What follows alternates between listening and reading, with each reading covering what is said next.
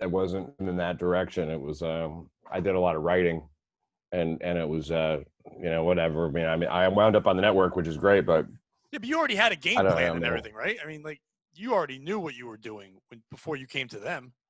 Kinda, yeah. I mean, not visually as much, you know. I mean, like I'd been on whatever, but I hadn't, Best Week Ever kind of put me in a good fucking frame of mind for that. And I've been hosting that show for a few years already. But it was still a lot to work out. I didn't really know how their audience would receive me, and just did my best. Then you found out that they're very racist. And you're like, perfect. This is perfect. Who knew white men could thrive somewhere? That's why I was happy when I came on. I'm like, oh, I can make this off-color joke about colored people. And they're like, hooray. I'm like, don't cheer too hard. I don't want it to be a rally. I didn't go as hard as In Hot Water did as far as racist stuff goes. They went. I mean, they went for it all. They went old Howard Stern. Like they just went to the extreme to get the attention. And I mean, I love the show, but they went balls to the wall to get attention, and they did. And now the show is more structured, and they kind of get what they're doing. But for a while, it was just like it was zany. I guess zany's the wrong word for homophobia. Zany is but homophobia. It's the poor man. Are you mad about the word homophobia?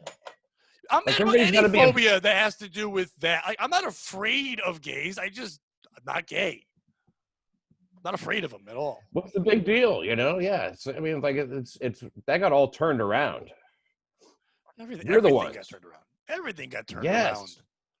Remember when we were in charge? Slowly, it was like slow ship churning, and we didn't really notice until I feel like beginning of 2020, the ship was all the way turned around, and 2020 is when it just zoomed off back in the other direction, But it's in the other direction, but with no leader or direction. Like they don't know what they're doing. This new group of wave of let's just get attention and likes has no goal, has no purpose. Let's knock down a statue. Then what? I don't know. Another statue. Like there's no purpose. Has a total goal and purpose. Oh, it does. It does. Has a very dangerous goal, which is to just destroy everything and then start building it again as in another form. But I don't even you got to wipe out the. But there's no plan for the form. Like they don't have a socialism, authoritarian socialism. That's what they're doing. Someone like you who understands. No. People that look at it and recognize history and plans and things think that way, but the actual fucking morons that are doing it don't even know those words. They're just dumb soldiers doing it. I think there are a couple people. Hard to say, is it? No, they're in dumb. there sometimes. There's some of them that are in there that know what's going on. Right, and but I even think they're frustrated. I think they're frustrated with who signed up. I think they thought they were going to get better soldiers, and they got the worst fucking people possible. They really thought like we'd get good people behind us. There's white kids robbing a Target. That's not what they wanted. They didn't care. That's not the plan. They want chaos. They want the white people to be going around doing shit in the name of the black people. But it's not black people. Black people, black people don't care. It's like when they say George Floyd is representative of black people. He's not. None of those people that get killed are. I was driving down the street earlier today, and there was a guy on the side of the road holding a giant cross, like a Jesus cross, and like just waving to people and pointing to it, saying he was my savior. And me and my buddy were both like, it's kind of funny that he's pointing to the thing that killed his savior, saying, isn't this great? And I said to my friend, it'd just be like if a guy was holding a knee and going, George Floyd, woo, and just holding the knee up in the air. Like, George Floyd. It's like, why are you holding his murder weapon? They just took a person that did get a terrible thing happened to them and just ran off and did crazy shit. I really don't believe there's any rhyme or reason. And their thing they're hoping for is that a white man, an old white man who doesn't like them, wins and becomes president. Like, that's their hope, that Joe Biden becomes president. I don't know. If Joe Biden becomes president, they will get everything they want. He won't become president. They will get everything they want because he won't run anything. And he doesn't. It doesn't matter. He does anything he's told. He's a perfect vessel for them. And then the people behind the scenes can go, all right, we can do anything we want, I think he died a year ago. I think he died, and they've just reanimated him, and they're using it as a puppet. And Bernie, because they were hoping Bernie could do that, but Bernie had too many thoughts. They're like, no thanks. But, like, is Kamala the right fucking choice? Is that going to be the put me over thing? I don't think so. Of course, she's the wrong choice. That's why they made it. It's just And they make wrong choices on. Everything's a wrong choice. Well, who would be the right choice? Who was the person that? No one. I don't think there's anyone that the combo can beat Trump. No matter what the loud minority wants to say, no one's beating Trump. I just don't see anyone voting. So. I don't see why anybody would vote for anything unless they literally, if it was Oprah as the vice president. Like, it had to be something stupid. Oprah and Michelle Obama. Yes. If Michelle Obama did it and revealed she had a dick, like for real, and said, yes, I've always had a dick, that's true, then she would have gotten all the votes they needed. People are like, we can trust her. Yeah. She's got a dick. But she's still a woman. Yeah. Everything we've ever wanted. She's black and she's a man and a woman. Yeah. She and she does have a dick. Definitely. See those pictures? It's a good piece too. It's a sweet piece. It's one to be jealous. All I haven't seen the pictures. I've just seen the dancing that she did on Ellen. Well, there's one of them coming out of a place in New York, and the thing closes up. And it's white pants again, and it's a thick piece. It looks like a harmonica in there. It's like she's just carrying it as a fanny pack, but it's right there. Well, you do the same thing with the harmonica, suck and blow. That's it. I hope it makes you smile when you're done. The reason they choose Kamala is because of because she's a black woman, and they really think that everybody who votes on their side is that one-dimensional and stupid. That they're like, oh my God, a black woman, we have to do this, And she's barely black. She's like, isn't she like West Indian or something? Yeah, she's like Tiger Woods. And then her grandfather owned slaves, and I mean, like, come on. Yeah, you start digging into people's past, One family member was Jamaican and one is Asian, but I think of Indian descent now, like, not the Asian descent, not the Asian that we all like, the other one, that we used to like, that we don't like anymore. We don't like any of them. The ones we don't mind. Yeah, right. I don't know. Yeah, the ones we tolerate. Yeah, she's Tiger Woodsy in that perfect mix where you still feel it's kind of white. But like, I also thought it was funny that the week they chose her, that Kamala the wrestler dies like that week. And it's the same, the two Kamalas. And his real last name was Harris. So it's kind of funny that Kamala Harris, I hope that her parents really named her after this Ugandan headhunter wrestler. Oh, shit. Yeah, I had no idea. There was a wrestler in the 80s named Kamala, the Ugandan headhunter. And he would draw moons on his belly and pretend he was like an African tribe guy, but he was really like a professor somewhere. And he would just go ooga booga and just very stereotypical racist African tribe stuff. And his name was Kamala, but his real last name was Harris, and she's Kamala. It's fucking comical. And he died. That's strange. He had to die for her to become vice president, or at least run for. Where did he wrestle? Oh, WWF. WWF. He actually went against the Undertaker in a WrestleMania. He was well known in the 80s. He had action figures. Yeah. Well, I mean, I watched wrestling in the 80s, but it was Georgia Championship Wrestling, NWA, I think it was. Yeah, he was National not Wrestling there. Alliance. He did some AWA, but that was earlier on when he could move around a little bit. He was just like one of the 4 black guys allowed to wrestle down south. Back then. They were all allowed to. There was Tony Atlas, Abdul with the Butcher, Dog. Junkyard Dog, and maybe Reed. there was only 4. Yeah, there was 4. I'm trying to think of a bunch of black guys. Oh yeah, there was 4. There was 4. I know. You have a good knowledge. I have black guy wrestling knowledge. That's it. There was 4, and that was it. Only black guy wrestling. Butcher, I don't even know if he was black or he was just so fat that his skin was bruised. I mean, he was just a very large man. No, he was a black guy. He was the madman from Sudan. He was really from Georgia. Yes. And like Yokozuna was really which is Samoan, but they're like, nope, you're Chinese today. He's like, okay. Yeah. What did you just say? Yokozuna? Did you say you're a nigger Chinese? No, I wish. I thought that. I did not. I said you're Chinese today, but I did not say that. I wish. I'm not poetic enough to say that. That would flow. That is very. I was like, wow. Well, like, is that Twain? I think that's Twain that you quoted. That's Winston Churchill. I saw. It's always Samuel Clemens, Winston Churchill, Woody Allen. There's like, if you put that name after any quote, people will go. You could say anything. I watched a little. I made a special about Abdul that had a lot of Abdul the Butcher on it. It was more about wrestling, Al Martin. You know Al Martin? Yes. Yeah, he was. He used to be a wrestling promoter back in the day before he got into comedy. He did wrestling promotions and were they bringer interesting shows? stuff. Were they did the wrestlers have to bring 10 people and then get its videotape of it afterwards? God, he would have loved that. He invented the fucking bringer show, I think.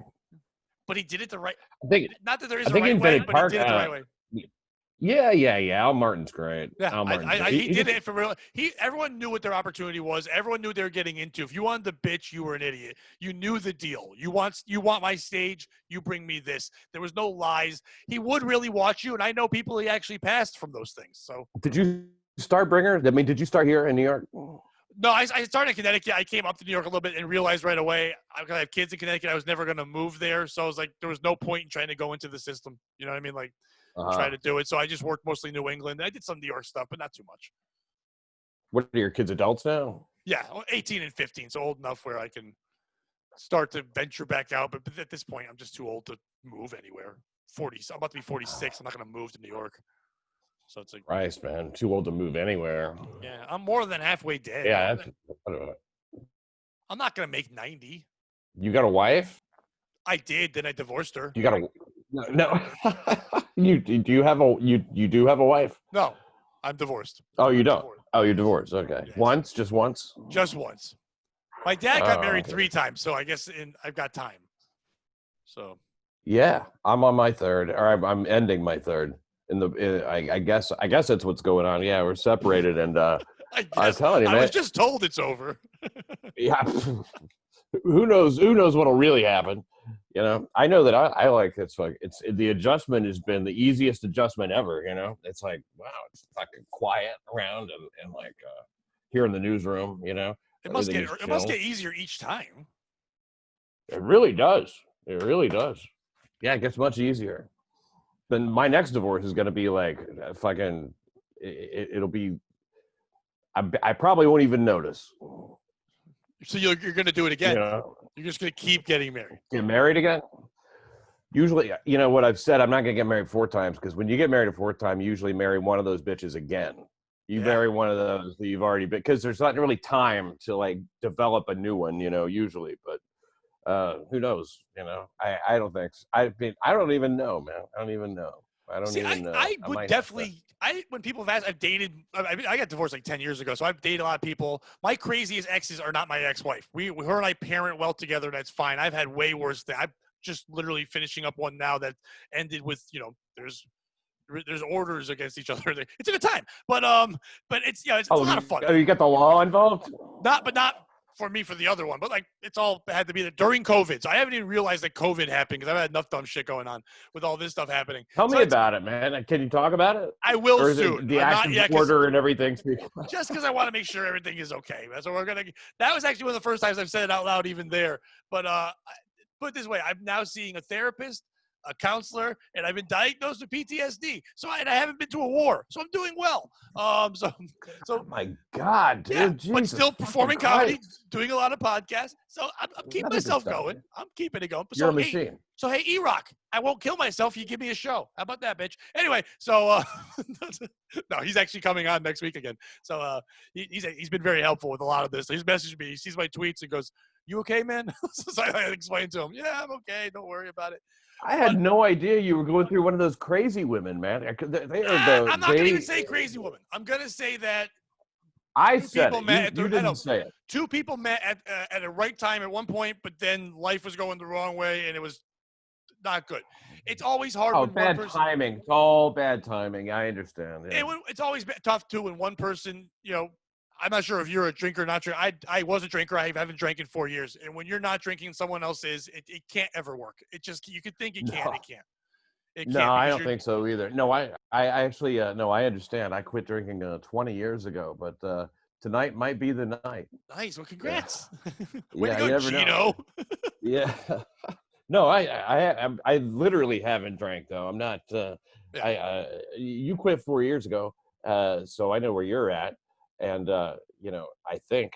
But just cold turkey. No help, no nothing. I just knew it wasn't for me anymore. And I just said, nope. And I haven't missed it once. I never associated drinking with a good time. My drinking was always about, I don't like me. And when I drink, people might like me. And then every time I drank, I attracted people that hated me. Like they loved me, but they wanted to tell me how much I sucked. And one day I woke up with an ex, and I was like, she was just miserable, and I was just like, I don't want to be around you. And I said to her, "Thank you for being here. You're my rock." An ex-girlfriend, just a big letter Yes, X. yes. Well, I was like, you're the worst part of the alphabet. You barely do any work. It's like, Oh my God, X-ray, give me a break. That's all you do. it's all Ray. It's like, it's happening. She there. left It's you no for X. Ray. It's all Ray. Oh But then God, I this woke is up and I stupid. looked I'm at her sorry. and said, I don't want people like you around me anymore. So you have to go, and I'm not going to drink anymore. That made her a little sad, but she's remarried now, and now I haven't drank and never thought about it once. She's already remarried, and you've only quit drinking for 4 years. It was only 4 years ago she's remarried. Yeah, and I've dated 2 people since. So another one of them is getting married. When I date someone, they end up getting married shortly after. Maybe you're their rock bottom. Yeah, without a doubt. Without a shadow of a doubt. Divorced man who never made it, quote unquote, in comedy, who's barely paying his bills and keeps talking about chasing a dream. But I don't know if you know this, dreams aren't essential, Pat. That's why my dream went away during this wonderful time. You know what? People chasing their dreams is such a waste of time. You got to forget about chasing your dream and give up on show business and just like do the work that you like. And that's what I'm doing. Just keep doing the work, right? Yeah, right. Yeah. Fuck dreams. Well, I mean, nightmares are also dreams. What was my dream? I'm chasing my nightmares. Yeah, why not? I'm trying to make my nightmares come true. I guess that's what I've been doing because you know what? These women, I keep marrying them, and this is one of those where I looked at it, I go, man, how did I think this was going to work out? How did I think that? I mean, like we like each other fine as far as living together, though, man. It's like, we're too different, that's it. So I had one try to murder me one time back in 2003, or 2004. Yeah, right. And I mean, like she was convicted, attempted second-degree murder, and so I know I understand that law. I was considering getting an order of protection. I didn't think it would make any difference. They don't really make a practical difference. Maybe not in New York, but in Connecticut, they take white people seriously. So I was okay. White male, still doing good. I was down south at the time. I was down in Tennessee or Georgia or wherever the fuck I'm from. But yeah. So many marriages, I don't even know where I'm from anymore. It just. You ever have these redheads? She was a redhead. I have, but I've never had a problem with redheads. Redheads have been the ones that I've had the most fun with and best time, but never dated one. Always just had a good time with them. Yeah, that's it. Yeah, if I committed, it would have been bad. I used to think it was just the natural redheads, but now I think it's also the dye jobs. Because an aspiring redhead is dangerous too.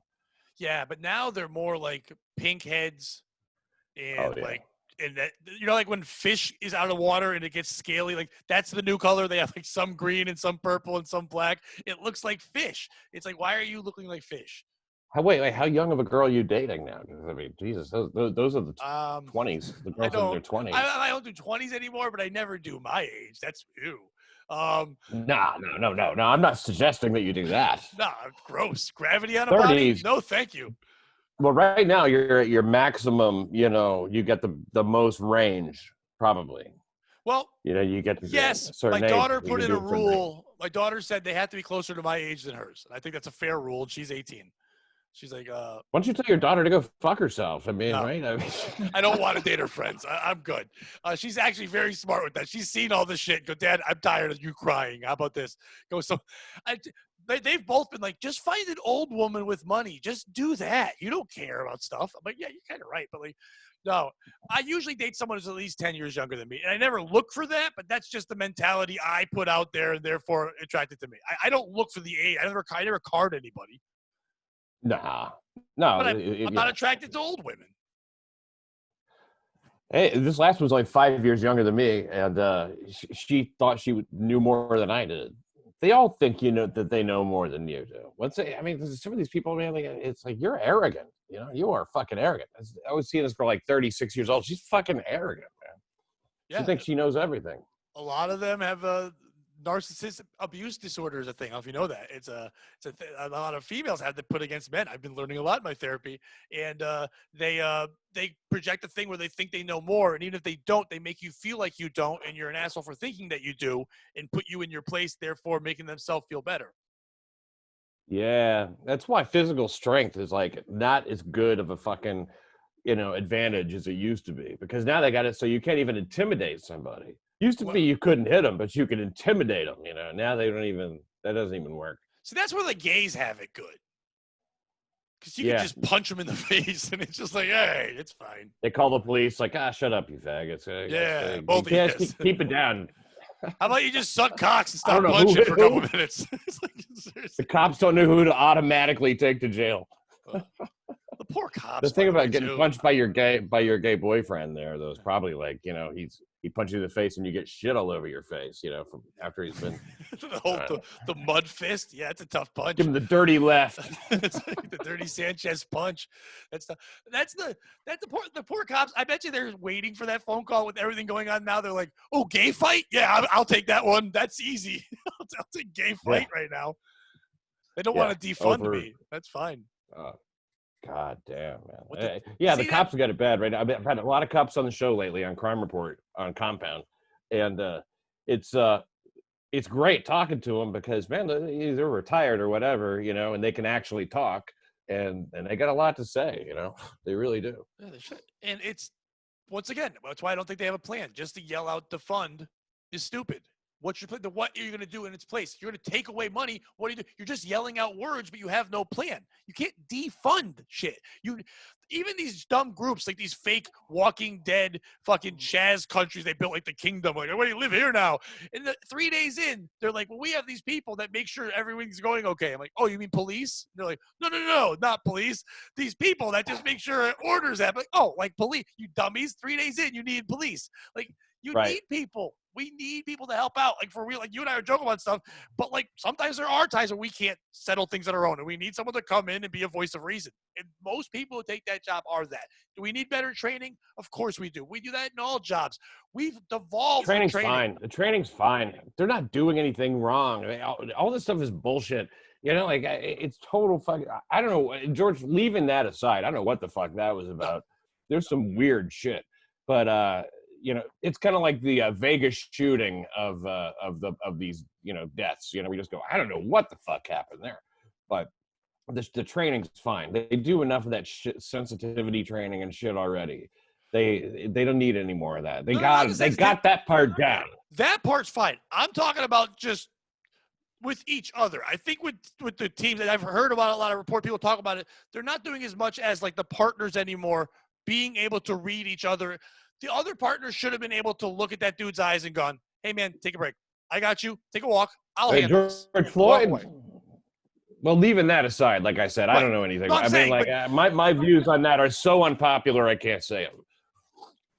Oh, believe me, the day it happened, I put out a tweet that people wanted to lynch me. I was like, I didn't know all the facts, and I stupidly said, I didn't even know what was going on. I saw that it was a knee thing or whatever, and I said, well, in the guy's defense, I think his throat was singing the national anthem, so he was kneeling for it, and then people were not pleased.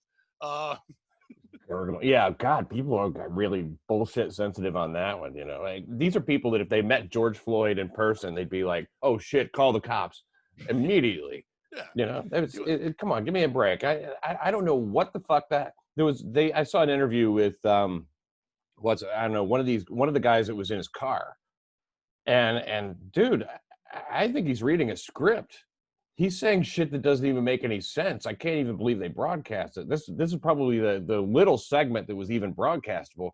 But he's like reading like this, like you could see him like looking off the camera, and he's like, the officer came up immediately using blunt force, and then he says, Mr. Floyd, we can now call him Mr. Floyd. The fuck does that mean? We can now call him Mr. Floyd. He's reading it. It's probably something in parentheses that he's going like, we can now call him Mr. Floyd.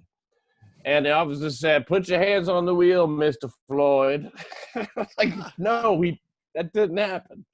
And that body cam footage that they finally showed, Keith Ellison finally coughed up, that fucking Antifa fucker, is pretty, I don't know what the, exculpatory maybe, but like man, you look at it and you go, this is a gigantic man who's acting like a toddler, and you go, I don't know how they showed as much restraint as they did, You know, when you go through the whole thing, and he held on to it because he said he wanted to have a successful prosecution. That's why he held on to it. A successful prosecution is just where you find the right answers. You know, it doesn't mean a conviction for the. So that I think that they stay in their bubble so much and they get so little pushback that they start really saying things they mean. And eventually, you know, the only hope we have is that they cross the line on all that shit, and it becomes like, you know, even some people that are kind of who think they're in the middle right now because they don't understand there is no middle anymore. They'll eventually go on the side of, you know, truth, justice, and the American way, I think. Yeah, they'll go on the side of where they're not going to light everyone on fire and be stupid. Like, it's stupid. What happened after that? The whole George Floyd thing. Listen, no one should die. Whatever. You're right. Put that one aside. Whatever. At the end of the day, the overreaction, the way they all went nuts, was a child throwing a tantrum.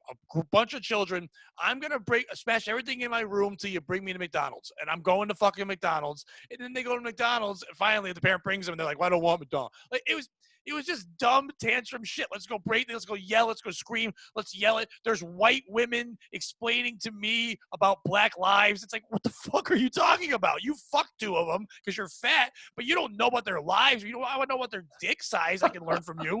Shut the fuck up. You don't know what you're talking about. White women are telling. I know Black people are like, white women, please stop talking for me. Stop it. You're not the voice for us. Black lives don't matter. Behavior matters. Act like a fucking person, treat other people like people, we'll be okay. It's not about the fucking, even Black people are like, yeah, we know our lives matter, but stop saying it, because the more you say it, it makes us feel like you're pandering, because that's what all this is. It's just pandering.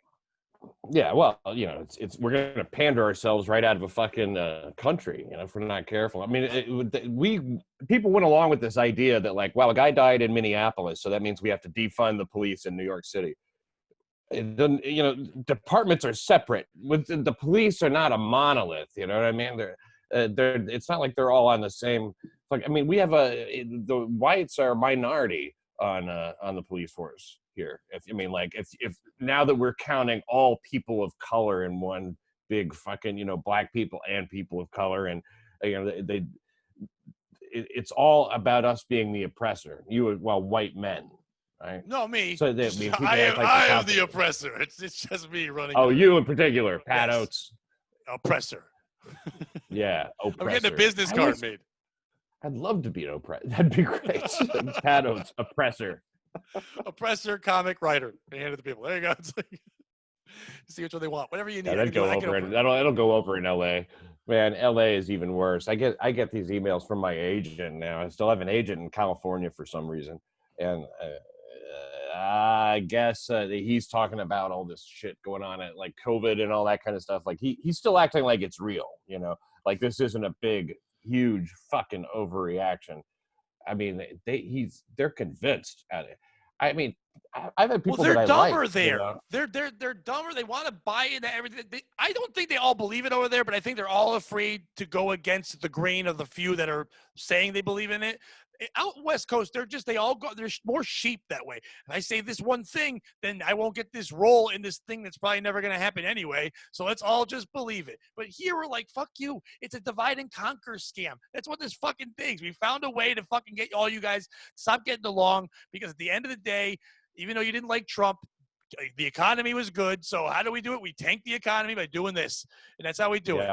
Then we keep you out of schools. We take all the people that weren't getting taxes taken out of their money right away, like performers and comics and stuff. We take all your work away. We make you work for Amazon. Then Bezos is the overlord. That's where we're going. The Bezos overlord. Yeah, you're right. And then, but here's the other thing. We're going to use Amazon to pay for Chinese debts. And then, you know, China will own Amazon, and then China will be our overlord. But they kind of are already anyway, in some sense. I mean, like these NBA players who are all worried about what China thinks. And that's why the West Coast is even more fucking crazy, you know, liberal, first of all, because, you know, they're making movies that they're trying to sell in China. There's a huge market there, but they have to play by the right, you know, you'll never see certain people represented as villains and shit. But I'll tell you another reason why I think the West Coast is like a bunch of believers. I mean, like that's a lot of people who went out there because they believed in something, you know, right. They believed they could go be a success or whatever. And so like they're prone to believe shit that just sounds like they want it to sound anyway. I mean, I don't even know why they want to believe this. It doesn't even sound good. I mean, even they get hooked into it early, and I think they start to like, identify with it, so they can't give up that because they'll be giving up a big part of themselves. And God knows they're afraid, and they don't know. They think it's either be like that or be a racist, and because that's how they pretty much define it. And not being a racist is how they've defined themselves. Like, I don't know what I am. I really just read the headlines. I don't know what's going on, but I'm all I know is I'm not a racist. Well, a lot of people didn't even have personalities until this. I mean, if you really think about it, they had nothing to offer, and then they found a thing. Like, on both sides, I know people that are so against masks that's the only thing they talk about. And I'm like, that's fine, but fucking have something else. I don't want to talk masks all day. I don't give a fuck about your opinion on it. Don't wear the goddamn mask. My rule is this. I'll do whatever I have to do to get a burrito or a taco. If you tell me to put a fucking mask on so I can eat, I'll put it on so I can eat, and that's fine. So don't stop me from getting burritos. That's all. It doesn't annoy you? I don't care. It doesn't really? You know who I found feels that way? Parents. People with kids are much more likely, especially teenage, and I mean, like they're more likely to just be whatever. Yeah, fine, mask. Okay. I don't care. They just, I had to take a retail job because of this dumb shit. I'm actually back working at a fucking retail store, and I have to wear a mask for 6 hours a fucking day. What type of store? It's called Big Lots. Already in my act, I talk about it. I say it's like a Walmart got divorced and lost half its shit. It's what it is. And I've gotten so much material, and now that I'm performing, I've got like 30 minutes on Big Lots and people there wearing masks and how they make the retarded kid wear the shield one. Like, it looks like as though he's a welder because he can't wear a regular mask. And it's like it's the new helmet. It just tells you the kid's retarded. It's like he gets good parking because he has that. He has the shield that's made out of a salad bar glass. It's nice. Yeah. I think anybody in one of those shields is retarded for sure. That's why they give it to them all the time. Yeah. No, I don't think they're actually retarded. I just think they're like fucking retards. Like who, the shield, man. That's too much. That is a funny one. I mean, come on. I understand you get that protection from the droplets, right? What droplets? Well, it's open. It's open under. Like everything's it's open. He got in trouble. The guy at work, he got in trouble because then somebody complained to corporate and said they felt unsafe with him wearing that mask. So now they're making him wear both. So he has to wear the regular mask and the welder's shield. You should get the welder's shield, but do it with like tinted plastic, so you look like some kind of cyborg. Or just wear a regular welder's mask, like the actual thing with the black and the whole Cyclops thing. Wear all that. Yeah. Fuck you. You're already retarded. Put that on. If I'm going to wear a surgical mask, which I haven't yet, I think I would have to wear a Halloween mask on top of that. Yeah. Or maybe put that mask on top. Maybe put that mask on top of the big rubber Halloween mask. I mean, something, because I don't like all this mask business. I want to creep everybody out if I'm going to do it. Have you seen the one where it's a MAGA hat, but then when you flip it, a Trump face comes down, so it's a mask of Trump wearing the MAGA hat? That's great. I haven't selling seen that now, so you look like Trump. There's a video of a kid wearing it at a place. They're like, "Put on your mask." He goes, "Hold on." And he flips it, and now he looks like Trump. It's fascinating, isn't it, how quickly that got politicized, the mask thing, I mean, like, it's just, like, obvious. It's like, you see who the ones are. They're just like, yes, Dr. Fauci said so. And then the people that are, like, independent thinkers going like, I don't know, man. It doesn't seem right. Well, it's all this became political. It's funny how many people think they're political and they're not. They just yell out a thing. They just know they hate Trump or they don't hate Trump. That's basically everyone's opinion in the world right now. It shows you that it's, I mean, some people know more than others. In order to like Trump and talk about it, I think you have to be knowledgeable to defend it. And to hate Trump, all you got to do is just say, he is this, he's done this, he fucked up, his lack of action on COVID. I'm like, what lack of action? He's ruining the democracy. How is he ruining the democracy? Really? He didn't react properly to COVID. You know that thing everyone's dealt with forever?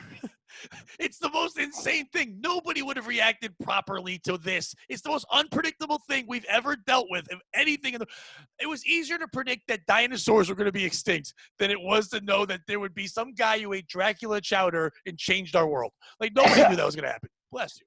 Well, look, I mean, the thing is he treated it like, the way that it should have been treated. Like, yeah, people are getting sick, but it's going to be fine. It's going to, he didn't know that they had this whole apparatus sort of like ready to spring, that it was going to become this like, no, you don't understand. We're going to, all the executive powers, we're going to keep those, and we're going to like make all kinds of legislation. We're just going to like fucking, they're little dictators now, the mayors and the governors. I mean, look at, since when? Why did they listen to Cuomo every day? They had to get Trump off because he was calming people down too much. They're trying to create a fucking panic. His approval ratings were going up, and then can you believe the networks, man? They're just like, yeah, we're not going to show the president giving a daily briefing. No, why? It's crazy how supposedly he's disrespectful, but no president ever been more disrespected by the media or by the general public than fucking Trump. And like at the end of the day, he's still the president. We should still be listening to the message from the White House and be able to hear it. That's the whole point of the airwaves. Is for the free channels for us to be able to hear the things we're supposed to hear. That's why it's there. Yeah, I can't believe it. I mean, like he's not even allowed to block somebody on Twitter because that's that's the new gathering place or whatever. But I mean, Jesus, I don't know. It seems to me like if you take the president off the air, or like some of these people say, like, stop covering his press conferences altogether. Just he lies and turns it into it's propaganda. They know that he's actually super fucking likable. The way they define him is disrespectful all the time and blah blah blah. But I mean, so many people would be won over by him just if they actually listen to him, but they don't. They never listen to or watch Trump because they know that they've been trained. That you see Trump, you just go, ah. It's you know who hates hypnotist shows? Morons. Because morons go, he's going to trick me and make me think stuff. I'm going to be a chicken. Trump is hypnotic. Trump is persuasive. Trump is polarizing. When he speaks, I think these morons are afraid they're going to go, I'm going to like it, and then my family won't like me, and all my posts on Facebook will be bad, and no one will like me anymore, and I can't yell FAGA instead of MAGA, so now I can't do that. So I can't listen because his words will sound good to me. Because I liked him on The Apprentice. He was fun there. When he was yelling at Omarosa, that was a good time. So they're so afraid of that, they don't want to listen, like turn it off. And that's why they don't want to play it, because they know that at the end of the day, he's a charming motherfucker, and he's not stupid. Okay, he's not. I'm not saying he's the best president, but he's the president we have now. And right now, if someone thinks that Hillary would have handled this better, or Obama would have handled, Obama would have killed everybody with drones. We'd all be dead with drones right now. Just with drone strikes all over the place like a video game. If Obama was president, this never would have been a thing. It never would have been that big of a thing. They were like, even SARS, not that big of a thing. I mean, the body counts are all like inflated and shit. I mean, like they've really manipulated it to be this big thing. And there is an illness, and it will kill old people, and it'll kill people with diabetes and all these comorbidities and all that shit. But it's not that big of a fucking deal. It's like the flu, and it never should have been that big of a deal. So Obama, if he was president, it just would have been like another thing. Wouldn't have been anything. We would have all forgotten about it by now and moved on. Definitely. This is being done to Trump, and it's being done to us in order to get to Trump. Right. But we're being subjected to all this shit. They don't have, once again, they don't know what they're doing. They have this plan. How do we get Trump away? We take away the one strength that people know about the most, the economy. We take that away. We get people scared. We get worried. We take the people, the middle of this country that are making money and stuff, and say it's going to be harder for you to make money. Your parents are going to die. What do people who are making money with a picket fence in a house do? They're trying to take care of their parents and take care of their kids. You're not going to get the money to take care of your kids if you don't protect them and put masks on them. You're not going to be able to take care of your grandparents unless you stay away from them because they're going to die. We put fear in your head and do all that. But with all this game planning, they needed to come up with a savior. Someone needed to be that person that you went, oh my God, this is the one we vote for. Then they looked at their pool and everybody was like from Cocoon and they had no one. And I guess they thought Hillary was going to somehow swoop in at one point and realize she's so evil you can't do it. They needed someone. They didn't have it. So it's not going to work because at the end of the day, you're like, I don't want the guy who sniffs people. Like, he's not going to save us. It takes him so much closer, just doing all this shit, right? Like, but it's still not going to win. If this hadn't happened, it would have been a fucking landslide. It would be no question. I mean, they're still trying to rig the fucking mail-in vote or whatever. I mean, it's not over, man. It's not over by any means. But I want to shift because you mentioned hypnotists, and a hypnotist show. If you become a hypnotist, it's so much better than becoming a comedian. I mean, it's like you I will know a make couple money. hypnotists that perform. They're comedy hypnotists, and they fucking live the best lives. They're fantastic. Yeah, they think nothing of what they do. It's like punch in, go do it. You know, I mean, they're not living a dream or anything. They're just like fucking.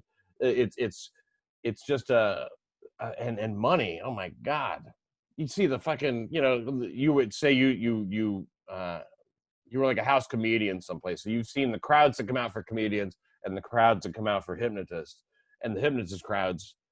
You know, you got to be pretty fucking famous as a comedian to match that. You know, you can be a hypnotist nobody's ever fucking heard of, because who's a hypnotist you've heard of? Nobody. Yeah. You know, I mean, there are no like real famous hypnotists. Nobody rises above. I've opened for a few hypnotists, and it's a weird show to do because like they're not in laughing mode, but a lot of clubs will do that because people don't want to drink while they're watching people get hypnotized. They're so into it. So they have a comic do 20 so they can sell drinks quickly, get the drinks in their hands, let them get it out of their system because they know they're just going to stare and be dumb as they watch their aunt like trying to fuck a pole or something. Right. I mean, like they can't actually have them let like a lesser hypnotist open for them. You know, like Sometimes magicians do it. Sometimes they bring a magician with something like that. But that once again, people are paying attention. Comics, they don't care about us, so they know they'll just drink to not hear our dumb jokes. Because the people that go to hypnotists aren't funny. They're dummies who aren't creative. So they're like, I want to be told I'm better. It's like I opened for a guy one time that was terrible at it. He was awful. But at the end, he had like this message he would do. It's if anyone has any problems in life, come on up, and I will help you with them. And a guy walks up and he starts crying. And he says, I can't stop hitting my wife. And he points to her. And I'm trying not to laugh. Everyone else is like, oh my God. He's like, I love her. I can't stop it. I was abused. I can't stop hitting her. What can I do? And then the hypnotist says, sit down. He does just like some hand moves. He whispers something in his ear. He makes him fall like asleep for a minute. He has him relax. He wakes up. The guy starts crying again. He goes, and you'll be fine now. Just remember what I told you.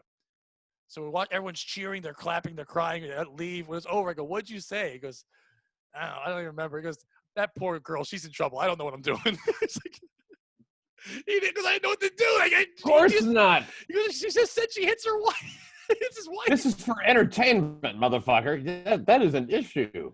He goes, I can barely stop him from smoking. It's like, he's like, who the fuck? What has it like an addiction? Like, yeah, I'm Ray. I beat my wife. Hey, Ray. I can't stop. It wasn't I beat her. I can't stop. It's like it's the best. Can't stop. Her face needs. Well, where is your wife? And you like look at her. She's like fucking out of shape and everything. Ah, that's true. I didn't know your wife was Michael Spinks. Such a beautiful wife. A wonderful wife. But I have a buddy that does comedy and hypnotism, and he said it's basically. He goes, when you put people under, they're not really hypnotized. It's like when you're in your car and you're waiting at a stop sign. Sometimes, and you're like, forget, and you wait for it to turn green till you realize, dude, it's a stop sign. But you're like, for a moment, you're not really in the moment, but you know things are going around. Some people can be put in that sense. And therefore, those people usually don't act on their inhibitions. They're, people that are creative, people that have fun. You and I going on a stage and saying things, we can't be hypnotized. We overthink things. We won't allow it. But there are people out there that don't allow themselves to be free thinkers. So they'll allow thoughts and things to climb into their heads at those times. And you can take advantage of that in that susceptible time. Yeah. And that's what they do with that. Yeah, they sort of want to, they don't get to be the center of attention either, too. So that's a big part of it. And if they do something dumb or a center of attention, they can always say, that wasn't me. I was hypnotized. And then they don't feel the guilt. It's the booze thing. Like, it wasn't me, I was drinking, but now it's not as bad. You know, it's like.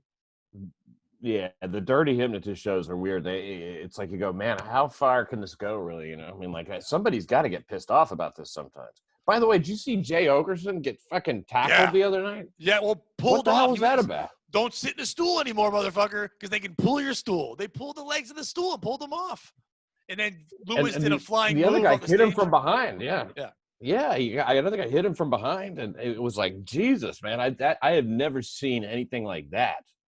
I actually Never see saw anything people like saying that. they thought Lewis set it up to get attention for their election thing for their show, and I'm like, no one's setting up getting Jay beat up. Jay's the meal ticket. You can't hurt the golden calf. Without him, Well, they got nothing. I mean, come on. There's easier ways to get publicity and attention and stuff. That's crazy. Well, it's God pretty damn it. easy just That to had to get hurt. beat up on a video. That's pretty easy. So It's not hard. what he was making fun of his sister or something like that? I heard something like the normal Jay stuff, just making fun of people in there, and then I think guys want to defend girls' honor, some shit like that. Not realizing what kind of show it was, and then not realizing they're in like Pennsylvania, which is Legion of Skanks country. Jay's from that area, all that stuff. So this guy now gets beat up by 20 people and goes to jail. It's like that guy's it's not gonna work out well for this man. This is gonna be a lot of court dates. Oh, wow. So he was the only one that went to jail? As far as I saw on Jay's video afterwards, that's all I really saw about it. I don't know too much about it. But. How is he? I mean, I didn't even see the follow-up video. Oh, I just saw him get tackled or whatever. It was funny. He's actually did his first Instagram live right afterwards, and he seemed fine. I mean, like he was a little rattled, but he was just like, "I'm good. I'm fine." It's the other guys, but he's like, "Please stop attacking this man. Stop doing things. The court systems will take care of." He kind of like said, "Call off the dog." He goes, "Let us make it funny the next couple of weeks. Let us on the airwaves." Run with it. Don't you guys make it. In other words, don't do so much that we can't joke about it. If you keep attacking too much, we're not going to be allowed to speak about it. Then we can't have fun with this. Wow, he saw that coming, huh? All right. I think that's why some people thought it was. That's when they started going, maybe this is fake. Like, why do they already have a game plan? But those guys think like that. Lewis is a businessman. He's probably like, hey, we need that there. He does. Nah, he's amazing. Lewis is an amazing. Incredible, the empire he built. Yeah. I mean, god damn, that was he is impressive. He's impressive in that way. Good businessman. No, I met him when you know what? That's the third time. I think we said it before we got on the air, but the third time I met you, I used to run Joker's Wild Comedy Club in New Haven. And I was the house and manager there, and we had you there. I was the first one to headline Lewis. Before he was headlining his, we had Legion of Skanks do a show there from the patio one time, and even then he had ideas of like, we're gonna be doing this and that. It was the beginning talks of I'm gonna have my own network. It's like, no way. And then like he builds this empire. It's nuts. So we met 3 times in the past. Once as you were an MC, once you were about to go on Anthony's show, and then once you were a manager of a comedy club. But also the MC. Like that guy who he shows up in different places all the time. When I first started doing comedy, I wanted to be so involved in it. I wanted to know ins, outs, everything. And I quit a job so I could start doing it to have time. And a comedy club guy was like, I need a manager. Have you ever done it? I'm like, I've worked in a restaurant. He's like, good enough. You can have all the stage time you want. I'll pay you a little bit.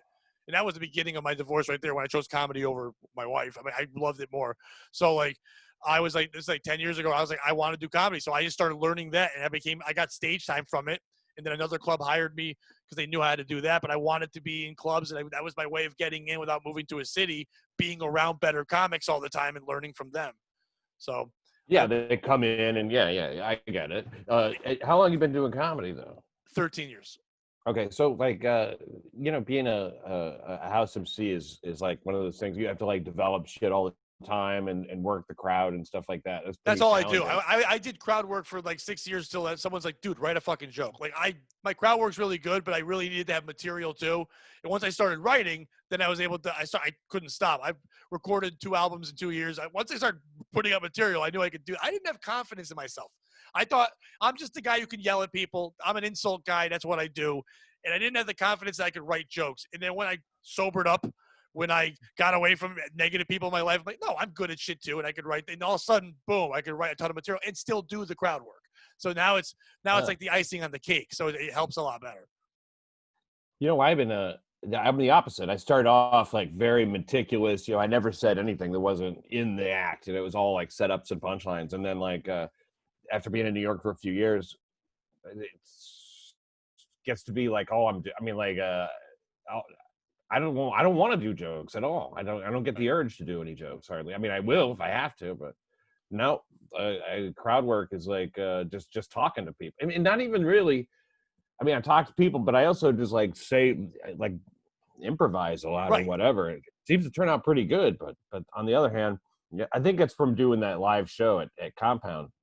Because you get used to just continuing. You just keep going. Well, I think a lot of people get confused with crowd work. A lot of young comics think crowd work is like, I'm just going to say something nuts or just yell at this person, do whatever. And I told you, the good crowd work is just writing a joke on the fly. You're looking at a thing or thinking of something, and you're quickly premise punch, but not even a real punch. It's like the first draft, but it's because it's in the moment, it becomes funny, and you can roll with it.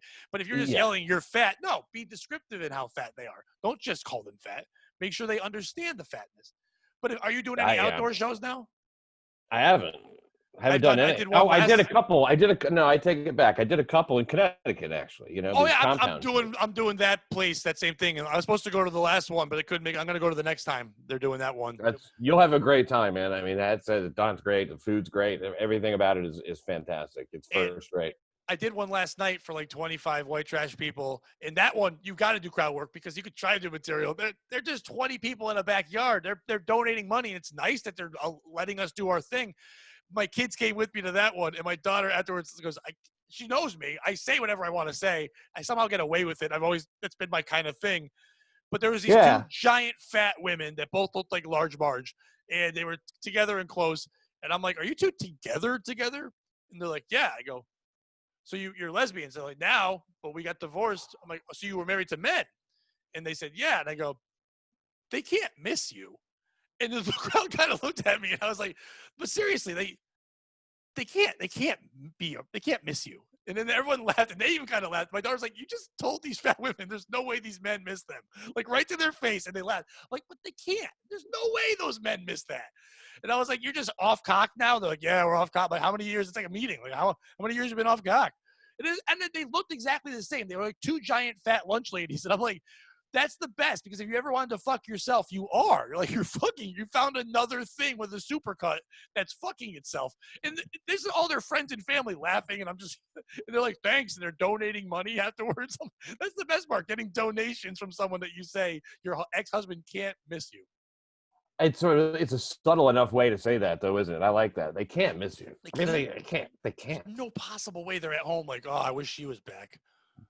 And those ladies got divorced at the same time. I mean, I think their lesbianism was connected to the divorce. You know, they probably rode off in matching choppers together, you know. I almost, because they were that size, I almost did the I loved you too in the Guinness Book of World Records, and was wondering if anyone would get the reference. But I didn't even care. I was just like, it's a pack. It was a club. I would have gone for it and cared if one guy laughed. Sometimes I like doing references like that where it's just one dude enjoying it. I'm like, it's for you, dude. Yeah, that'd be me, apparently, I guess, right? I would have loved that. If you're a comic, you know the two fattest men on motorcycles after Guinness Book. That was when the world was good. The Guinness Book. I wish I knew their names. Yes, you're right. That was when the world was good. That book mattered or something. Yeah, we all would look at that and go, "Yep, that's the fattest people." Like, that's the best dude. Like, when you're in there, you're only in there till you die. Like, you're the oldest, the fattest, the longest nails until someone else, you die, and then someone else is like, "I guess I'm the next fattest. I guess they're showing up soon." Sometimes you get to be the first one to do something, and then you're in there forever. Right, like Rosa Parks. Like R. Kelly was the first one to do something. He was the first one to enter the chart at number one or something like that. R. fucking Kelly, and his manager called in a threat in order to try to keep that fucking movie from coming out. It was the docuseries, and they were doing a screening. And it was like, it's on Lifetime. Like 3 weeks later, millions of people are seeing it. And this guy is gonna go to jail for trying to stop that from happening. He called in and is like, "Yeah, there's somebody with a gun in there," and they actually shut down the screening. Well, I guess he had no other clients. It's like it's all he had left. Maybe he was like the same manager for like Bill Cosby, and then like people. He's like, "I'm losing everybody." Not R. Kelly, not him too. He's fully committed, that's for sure. I mean, you got to love a manager willing to do that, I guess. But I mean, the manager was probably also finding him women to pee on. I mean, he was a good manager. R. Kelly's not finding his women. Someone's doing that. I doubt he was a legit entertainment manager either. He's probably just some friend who kind of came along and I'll be your manager. He's like, all right, fine. Oh, like Barry Ribs' manager, just like some fan from he's like, I'm your manager now, and he yells at me on Twitter every day. He goes, you got to do a show.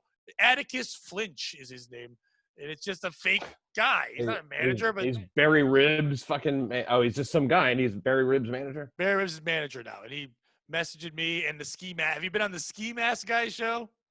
Do you know of him? Ski Yeah, Mask? I I like like Ski him. Mask. I like him a lot. I've been on his show. He's been on mine. We actually did a show talking shit about Barry Ribs and all this. I like Barry. I don't like he's being taken advantage of by some guy. But this guy messaged me and Ski Mask and told us the one thing we both need on our shows are sound effects. He's like, so I'm like, what are you from 1980s? He's like, you need a soundboard with buttons, like with fart noises. Like, that's what someone's manager is doing. They're calling up. Yeah, I mean, he's not wrong. I guess he's not wrong. I guess sound effects would be fun. I was more mad that he wasn't wrong. Sound bites. Now you can't do it. You look like you're taking his, following his lead, and he's going to want 15% of your Patreon and everything. You're like, come on. To be honest, I'm just mad that no fan has said, let me see if I can dupe Pat to manage him, because I would accept it. I would accept it at this point. I could be easily duped. I'll take it. We all just want someone to love us. If they get you anything, then they've been worth it. You can have 6 managers. Just you're my manager. You're my manager. It's people that are out trying to get you things. Now, they might make you look bad, but how much worse could you and me look? We're kind of like this.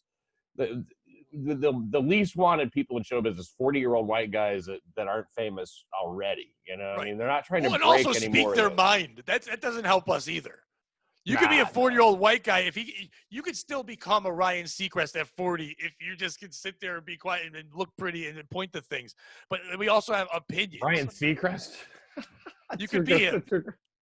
That's an older puppet-looking thing. I think he was a comedian, though. Like Seinfeld, and those guys are. What's going to be bad is when all those guys are gone. Because right now they're still around, but they're grandfathered in. So in 20 years, the comedian, the Carlins, it's going to be like what? Janine Garofalo and Aziz Ansari, and stuff like that. They'll be the ones that the old show business, old comedy royalty. God, I didn't even respect you when you were young. Old wise Pete Davidson will be the guy they turn to. Old wise, no, yeah, exactly. We'll miss that probably. And then younger kids like, who's that guy? For that matter. It's like, who's that guy? Oh, yeah. He's the guy whose father died in that fake thing that they found out wasn't real, the 9/11 thing. Like, oh yeah, that. Remember that? Remember what his father did? No, oh yeah, remember that big hoax? That thing the firemen made up to get blowjobs. Yeah, they'll never, ever, ever. It's like the Vegas shooting, man. That Vegas thing is really mysterious. I mean, everybody acted so weird about that. The authorities were we're never going to know the answer. It's only day 2. We're never going to know the answer. Everybody go home. Forget this ever happened. Yeah, and stop asking about John Bonet. We don't know that one either. There's certain things we just let go, okay? They did eventually figure that out, didn't they? Not officially. I thought they. Oh, okay. They kind of came out and said, "Yeah, we." Well, one people said they thought it was the dad. It was her older brother. Then it was the older brother. The dad covering for the older brother, and then other people thought that it was actually not real. It was a hoax thing. Like she wasn't dead. I'm like, I don't think that's it. I don't think they faked that one. Nah. But I have an upstairs neighbor. I have an upstairs neighbor named John Bennett. Whenever I see his mail, I go, what if he's her? What if he changed his name from John Bonet to John Bennett, and now he's just upstairs? She did die, but it wasn't planes. It was somebody put a fucking bomb in her basement, and that's why she died. Just like that, straight down. It looked like a John Bonet demolition. If you look, there was a second John Bonet, and she fell a couple seconds later. You're like, wait a minute, this doesn't make sense. And inside her was Pete Davidson's dad. Inside there, I was like, whoa, you're inside John Bonet? Whole time. We never got to see her get legal. I mean, I wonder what would an adult John Bonet look like? I mean, she'd be an adult now by plenty. She'd be an adult, and she would be so vapid. I bet, just an idiot. I've been talking nonstop on every podcast I've been doing recently about Baby Jessica, because it's still one of my favorites, and how she did not capitalize. She should still be famous. You were Baby Jessica in the well. You should be more than what you are. And I wish she never got out. I wish, and I want to pitch this movie. I did on the last episode, the movie of what if she never got out? She became toddler Jessica, and that just annoyed people but then like pedophiles would visit her, but they can't touch her, but they can get to know her, and that was good for them. And then like she became like teenage Jessica, and guys are trying to fuck her and get to know her, but they could never fuck her because they couldn't get down the well. And then like adult Jessica, no one cared. And then you just went there and started like making wishes to her, and the movie's called Well Wisher. Because it's a whole thing. It could work out. But she never did. Yeah, like, that's great. She should be in porn. Like, I'm going to put it in Baby Jessica's well. Like, she should be in porn. Make her wet. The well is wet. I mean, you know, she's getting a pizza delivered down into the well or whatever. Yeah. The plumber comes over. We were checking the well. You were here yesterday. Well, you know, I'm here to see you this time. Yeah, the Mexican gardener is like just. It's hard to invent reasons to be down in the well. You know what I mean? It's just hard to come. I suppose it'll always have to be a rescuer who goes down there to pick her up, and then he just gets so turned on he has to fuck her. Well, no. What happens is, at one point, the parents die, something mysterious, tragic, whatever, and someone gets left the estate, the well estate. And at first, they really try to like make it like a theme park. See Baby Jessica in the well, and it's like exploiting her and stuff like that. And they hire a kid who works there to be like landscaping and take care of the well, make sure it's preserved. He finds a way, like a shaft, to get down there and see her, but she doesn't want to come out because she's afraid. He falls in love. They fuck in the well. It's a whole thing. And then that person's going to sell the estate and close it down and trap her in the well and say she died because she won't shut up. And then this guy has to save her. And it's like it could be like a young Antonio Banderas. We have to go back in time. I think he's the perfect guy for it. But we need it has to be a good Latino, like an Enrique Iglesias type. But there definitely could be something there. They have not capitalized. And I'm sure the rights are there now. We could probably buy the rights real cheap. Well, why not just have them go like on a 7-state killing spree, but she stays in the well and the guy just kills people and comes back and tells her about it, or Thelma and Well-Weeze. That's our new thing. Just two of people going off. I would watch that one. There's got a lot of different ways to go with a well movie. You know, I mean, like you'll probably start a new genre. You know, it's another well movie. I don't like well movies. I like them. And then of course, like all the critics are like, "Well done." And you're like, "All right, we got it. It's like that well is swell. Like, oh, we got it, Gene. Thanks, Gene. It's good. I had a movie idea, like one of those body switch movies, you know, the body switch movies where they have like an adult changes places with their kid. Somehow they switch bodies, and now the adult has to go be in high school, and the kid has to go around and be in work. And usually they learn something about each other, and then they get switched back. But like, so this is the twist on it is it's a drama, first of all, not a comedy. It's a serious movie where they switch bodies. It's not hijinks. And second of all, it's a kid. He's like 12-year-old boy or 13-year-old boy and his mother, and they switch. So now he has to like go. You know, he's in his, and so like I figured the kid and the mom inside the kid's body. You know, like the behavior. You know, he's like that's usually how it goes. It's like they're acting like their adult counterparts. So he's sort of like has the mannerisms of his mom and everything because it's his mom inside his body. And they're divorced, she and the man and the father. So the father comes over to like, I don't know, fix something or drop off the fucking check or whatever, pick up. And the kid is like, you know, shooting hoops or something, but it seems like it's mom. And he becomes bewitched by the kid, you know? And so like he feels strangely attracted to the kid because the mother's inside there and he was always still in love with her. So now the kid has to fight off the father's advances the whole time. And meanwhile, the mom, who's just this total whore, starts sucking dick at school. His instructors for grades, boy, you know. Nice. Because it's the mother inside the boy's body, and it's just sucking dick. And so he gets this big reputation as being this like fucking dick sucker. I like that.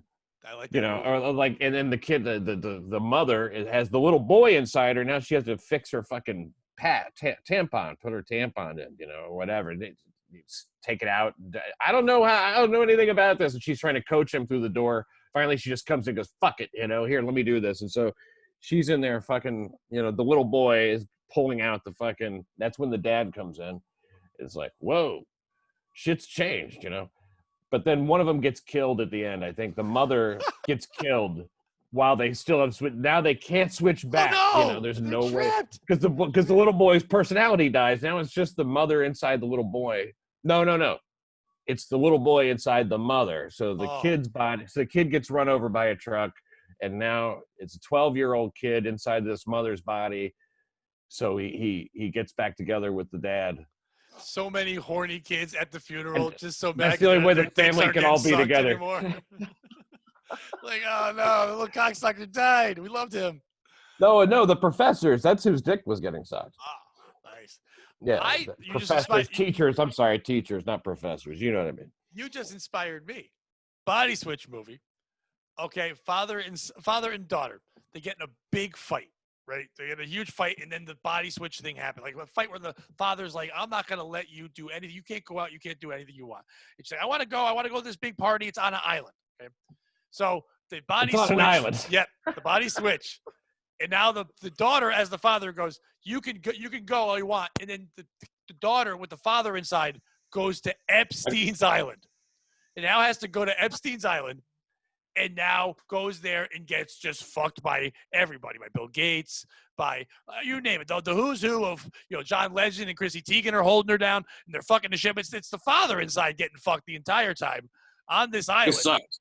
Yeah, this is the worst. But whoa, is that Prince William? Like, he's excited because he knows all the stars that are there, so he's kind of like intrigued a little bit and excited. And then finally, after a couple weeks, like Taken, the daughter in the father's body goes and saves him because it's like you've learned your lesson now. And then they switch back, and then the father sends her back to Fuck Island for revenge in the part 2. Fuck Island 2, Electric Boogaloo. It's a great one. Yeah. The sequel, man, is always where it's at. I was hoping in yours that Kevin Hart popped into the bathroom and goes, "Oh shit, you don't know how to use tampons," or something like that. That would have been fun. But you said yours wasn't a comedy, so. No, it's drama, very dramatic. Mine was really the difference in a comedy and the difference in a comedy and drama. Really, yours is like porn, soft porn at least. But you could get a lot of fucking great character actors for that too. Oh, you could probably get the real people. I could get Chrissy Teigen for that right now. It wouldn't be an issue. Yeah. Tom Hanks. I mean, you think they're going to get Tom Hanks? I mean, he's done. There's something with him. There's something going on with him. They're going to make him make Philadelphia too. That's the one they're going to do. He's a ghost. He's just, yep. He's a gay ghost. Ooh, and he's just gonna oh, the gay ghost. All these fucking scars and shit or whatever the fuck. Yeah, man, that was a brutal movie. Ugh. The only thing worse than that movie was Bruce Springsteen's song in it. Oh. What's your? Oh yeah. God damn it. That was the first movie when I was a kid. Like that's what gay is. The Navy. Because it was just in Halloween. It was just him and Antonio Banderas dancing. Like, Antonio, you're better than this. What are you doing? Whole thing was disgusting. Are you? What's your favorite movie? I don't know if I have a favorite movie.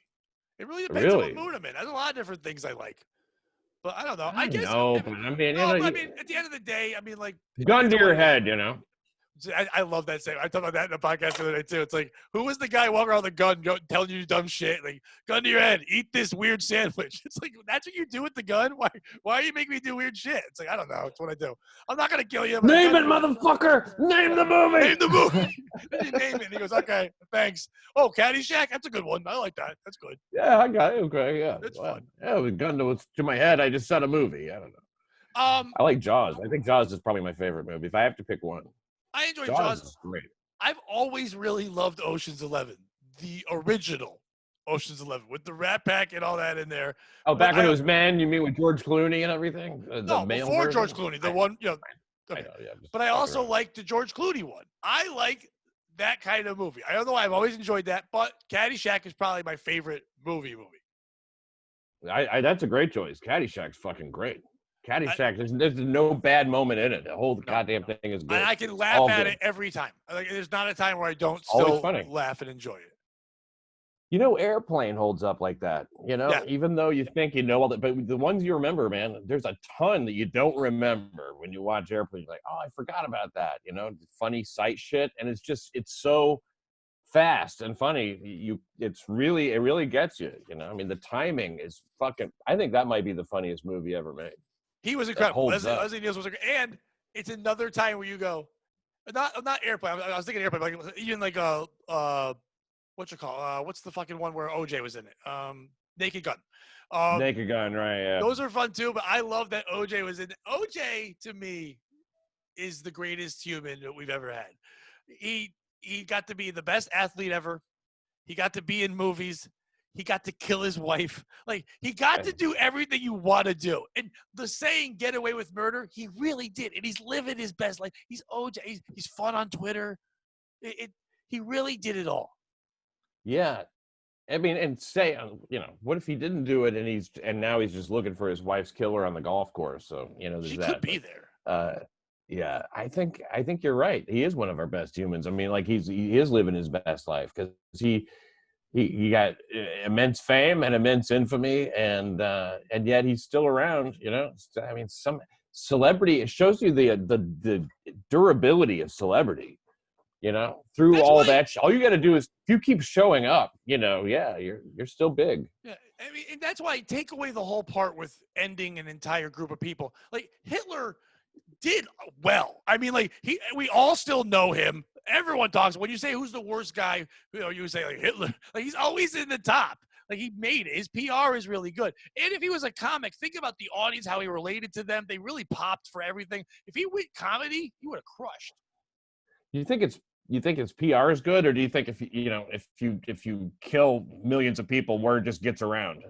His PR is so good that they're still trying to like say it didn't happen. Like that's how good his PR people are. He's the name that symbolizes fucking, evil for everybody, Hitler. He's a Hitler. Yeah, and the thing that he was doing, Nazis, like you could be in anything Nazi. It's like it just symbolizes complete belief. It represents complete commitment to something. Yeah, we're still talking about the Nazis now. Like, oh, that's bad. Like that guy that was the worst guy. And he didn't even kill the most people, but he was the number one bad. Nah. He's the Jordan of bad guys. He really did it. Yeah. He really made it. The press, too. Because, Stalin killed a lot more people, but they don't want to, vilify Stalin too much because that's communism. That's what they're trying to do. So, they got to kind of watch I think it's simpler than that. I think it really is the mustache. I think without the mustache, we wouldn't give a shit about Hitler. That mustache. Stalin's mustache was huge. Stalin's mustache was like 15 of his mustache. Huge mustaches are great. A tiny, go fuck yourself. Just, it looks like nose hairs coming out mustache. It's like he hates the Jews, but he's okay with that. Like, that's the ultimate fuck you to the world. Like, I shave it like this. True.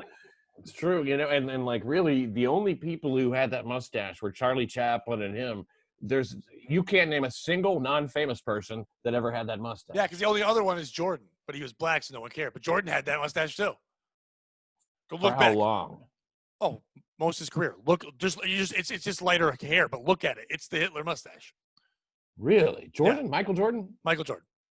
Hitler mustache. Wow, I did not know that. Short. I think it's because it didn't grow well on the side, but it really is like a Hitler mustache. Oh, okay, right. I mean he was just like, I'm so famous right now. Let's see if anyone says anything. Like that's an ultimate move too. I'm going Hitler mustache.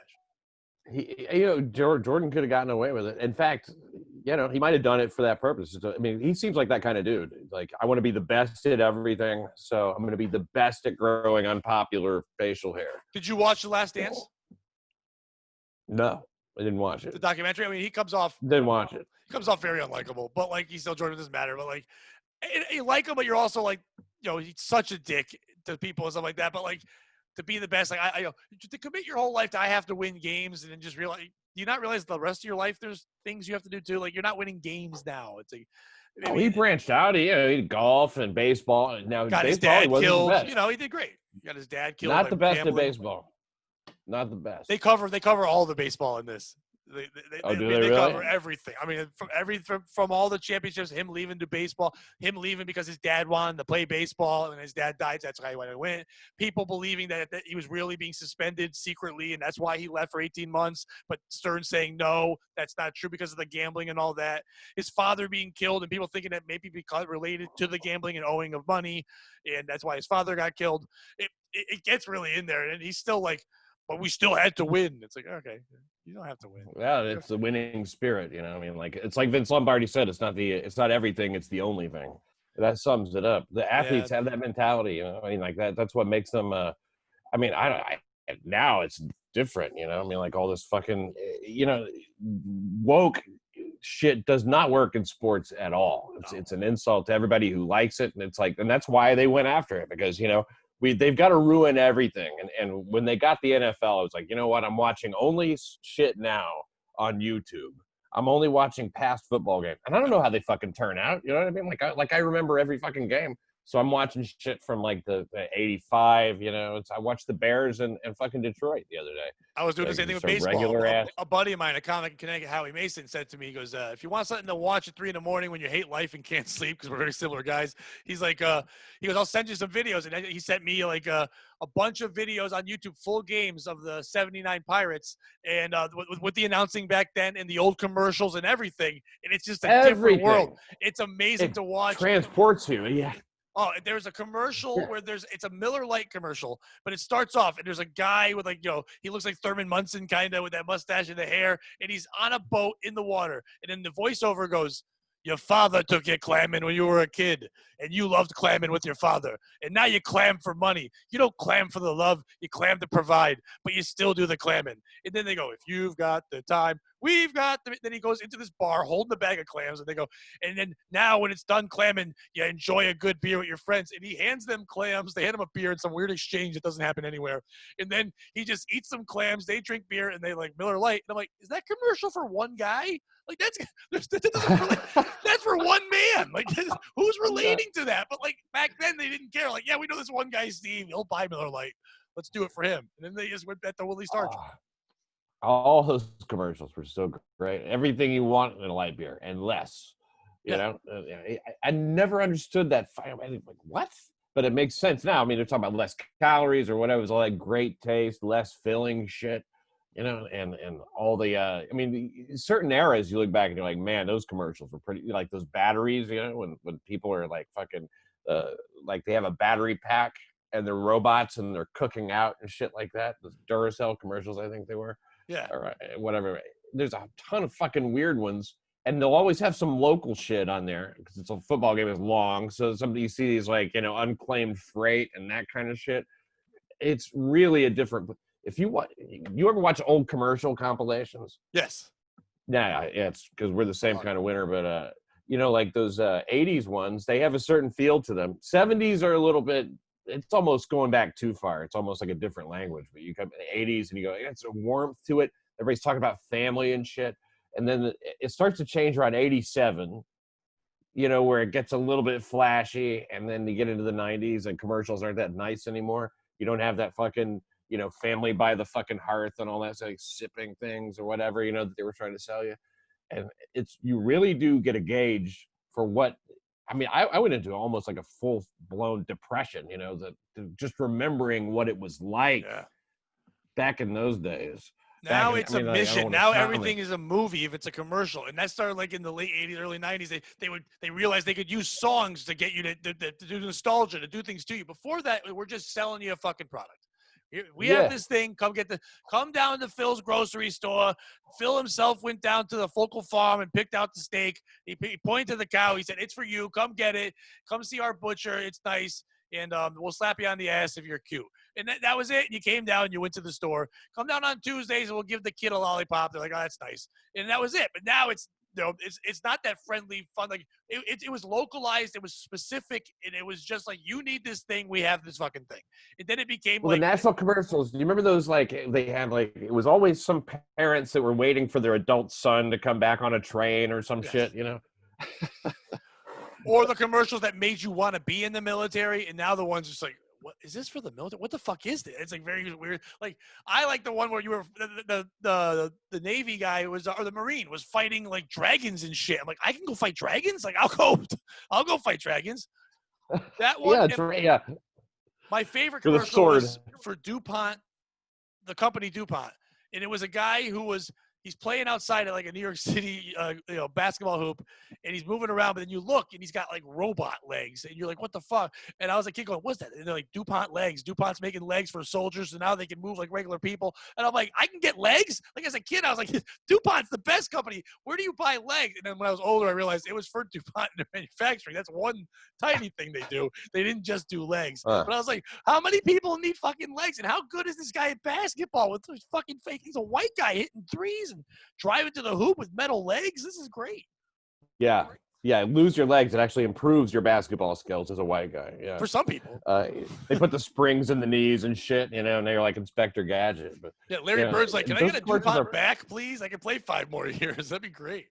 They're fun to cut up, those commercials. I cut up a couple of McDonald's commercials from like the late 60s, early 70s. Really fucking weird commercials to begin with. But I mean, like editing them and like to make them like bizarre. I have a blast doing that shit. Some of that shit, man, it really does put you in a weird place to see it. Yeah. Really does. Yeah. Well, anyway, some of those commercials tie in. Some of those commercials tie in with where you were or what your life was like. Some of those things, because everyone saw things then. There was 6 channels, 8 channels. If I saw a commercial, a TV show, a commercial, I could probably talk to you about that thing. Now it's like, have you seen this thing? No, there's 8 million things. So that nostalgia, that bringing you back to that time, there's memories like with music, with commercials, where it's like you see it and you go, oh God, that's when I saw that commercial and that girl broke my heart. I saw that commercial and that's when mom didn't bring home the milkshake when I fucking asked her for a goddamn milkshake. It's like those certain things. You know what you talking about? You mentioned DuPont. That makes me think of those old Alcoa commercials. Remember Alcoa? Yes. Can't wait. That I used to watch that. Go, what's Alcoa? What is this for? Aluminum. What? It was, and the commercials they're so strange, man. Yeah, that song really sticks with you. I mean, they would write all the music had these big fucking orchestrations and stuff like that, and they really tried to make it, I don't know, a certain way. And I still don't know what stucco is, but there was that garden brick face and stucco. I'm like, what the fuck? It sounds like the worst law firm, but they're just building the outside of your house. It was like for like shingling and paneling, but like stucco was a thing. And I remember I'd watch like people's like garden brick face and stucco. I was like, what the fuck's stucco? What's that company that does that does farming? Like they develop seeds and shit like that, and I can't remember what they're called, but it's this big company, and for them to like fucking be advertising on something, you go, what? This is not something I can go buy. I mean, you can't go buy an Alcoa or whatever. Yeah, what is? It's what are you? odd, what are you telling? Why do I need to know this? That was always weird. It's like they just stick their head out and go, we're the big companies controlling everything. Okay. Yeah, we got Pfizer. They're like, what are you doing? Like, yeah, we got these cool faucets now. I'm like, is that what you're selling me? This cool I think you're just letting me know. You and Johnson & Johnson are letting me know that your dick's bigger than mine. That's what you're doing. You're just popping in. Going, look, we can do this now. We bought this. Like the Super Bowl, that was what it was back then. Now, it's no one gives a shit about the commercial. We see him 2 weeks earlier. But you were showing off that you were better than other companies when you bought a Super Bowl ad. When you were throwing $1 million down for 30 seconds and it was going to be this huge production, and you hoped and prayed that if you did this, then people bought the new version of Filet-O-Fish or what the fuck you were doing. It's like you're really gambling on this thing to hope that drunks aren't peeing while you play this commercial. The drugs, I mean, the commercials used to be like mildly entertaining when they weren't like, when nobody considered it to be a thing, you know what I mean? It's like, oh, we're watching the game, and then the commercials are kind of cute, and then when people start saying, I just watch for the commercials, that's literally, and then like a few years later, it's like unwatchable, this bullshit. Did you see that Clydesdale kiss that puppy? Oh my God, it broke my heart. It's like, get the fuck out of here.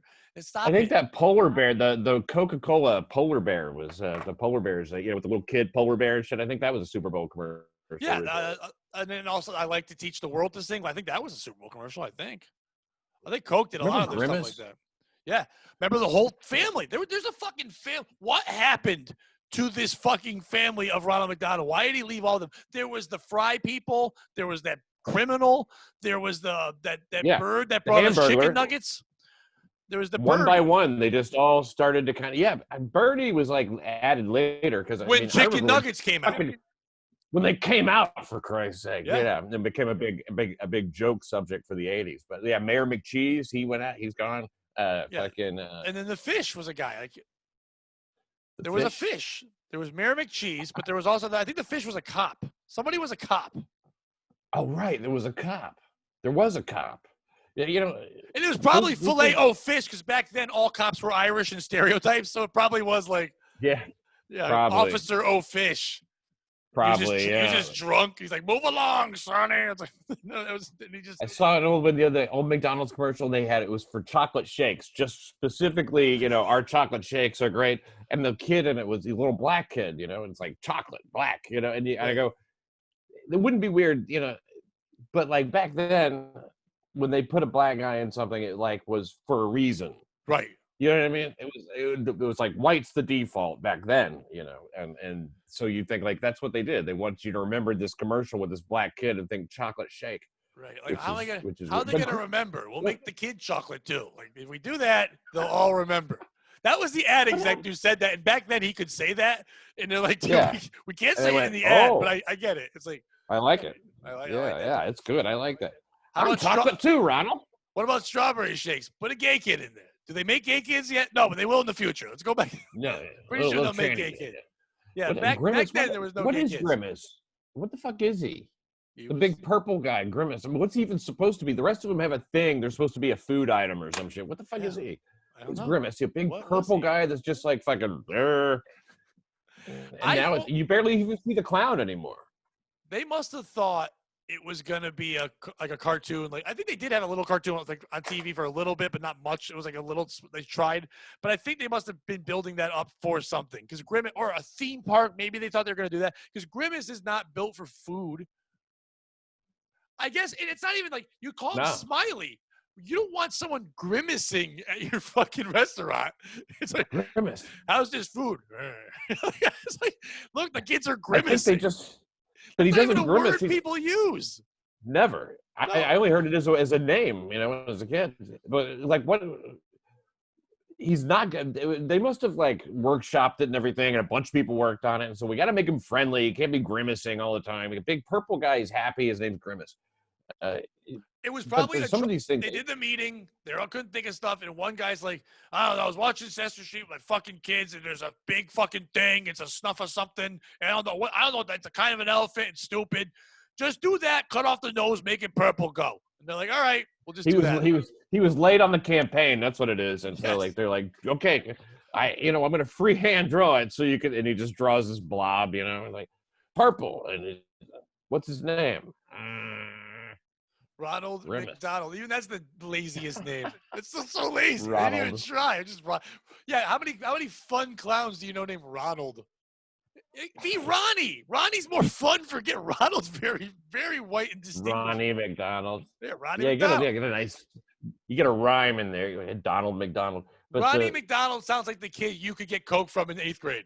Like he knew it then. Like he was like Ronnie McDonald. His mom's kind of loose, and somehow can get you coke because his new dad leaves it in the bathroom.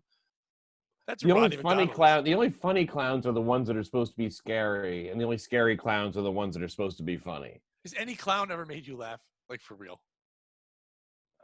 Like I've seen clowns perform live, like at birthday parties and stuff like that, and like I've laughed, but not why they wanted me to. I laughed at the thought of their career. I'm like, I could have gone there. It could have gotten so desperate. I could have put Some on people must a love nose. How could you love it? No one likes them. They're hated more than – listen, more people hate clowns than Hitler. That's the one thing hated more. People – that became the thing. About like 15 years ago, everyone's like, clowns are scary. Fuck you. Get away from me. They all got afraid of them. But clowns were made to make kids laugh and make them have a good time at a boring circus. A circus is boring. It's just a traveling zoo. But they're not really scary. No, they're just fun. They're fun. They're just clowns. They're neutral until you know that, like a clown that's actually trying to be funny and entertaining. I think there's something that's a scary thing somehow. They're supposed to look silly so they can do dumb shit. Like, look, there's 12 in a car and they're not Puerto Rican. Isn't that crazy? Like, and they pop out and they do fun things and they squirt water on you and they trick you with a flower. It was supposed to just be non-verbal, almost like mimes, but with fun music. Like, they're not supposed to be verbal. They had noises. They're like a bunch of Harpo Marches running around in a circus. And then I think they tried to make them like personalities, and that's when they got scared. They shouldn't be talking to you. They should just be doing that's it. There's something creepy about their voices, like Bozo. Hey, kids! But that was a thing. There's something like really. Yeah, people like them. People like Bozo the Clown. But they had no choice. You were told. Like, think about what kids had. You had men. Here's Pose on a Clown, Captain Kangaroo, Mr. Rogers. Here's men for you. Like, kids don't like men. They don't want to laugh at. Why do they want men? Like a captain of kangaroos. Like, what the fuck are you? Like, you had this weird bowl cut, and you just creepy looking. You look like if John Denver had a bad time. Like, and he just came out with this caboose hat, and he's like, "Come on, kids, let's watch a fucking cartoon." It's like, that's not for kids. I used to like Captain Kangaroo. But you didn't have a choice. You didn't know of but I didn't have things. any idea. He's Captain Kangaroo, and yet he's not Australian. That's weird. Nor a captain. Always wears a fucking red jacket. Yeah. Hey, I'm Captain Kangaroo. And he was a fucking regular dude. I'm sure, Fred Rogers was really that fucking weird all the time. Yeah, I watched the documentary. He was a good guy. I love that the rumor about him that he was like really in the Marines, he killed people. Just when that was out there, and they in the documentary they fucking debunked that one, which I was like, I was kind of hoping he was a murderer. Yeah, did you watch the show that Jim Carrey did that was sort of loosely based on like he was like a Mr. Rogers type? Yeah, when he was like that morning show, like the kids show type of weird thing, that dark thing. Yeah, it was really dark. That show was fucking dark. I can't stand Jim Carrey. No. But I found that show like hard not to watch. Once you're watching it, you're like, what the? It was so appalling all the time.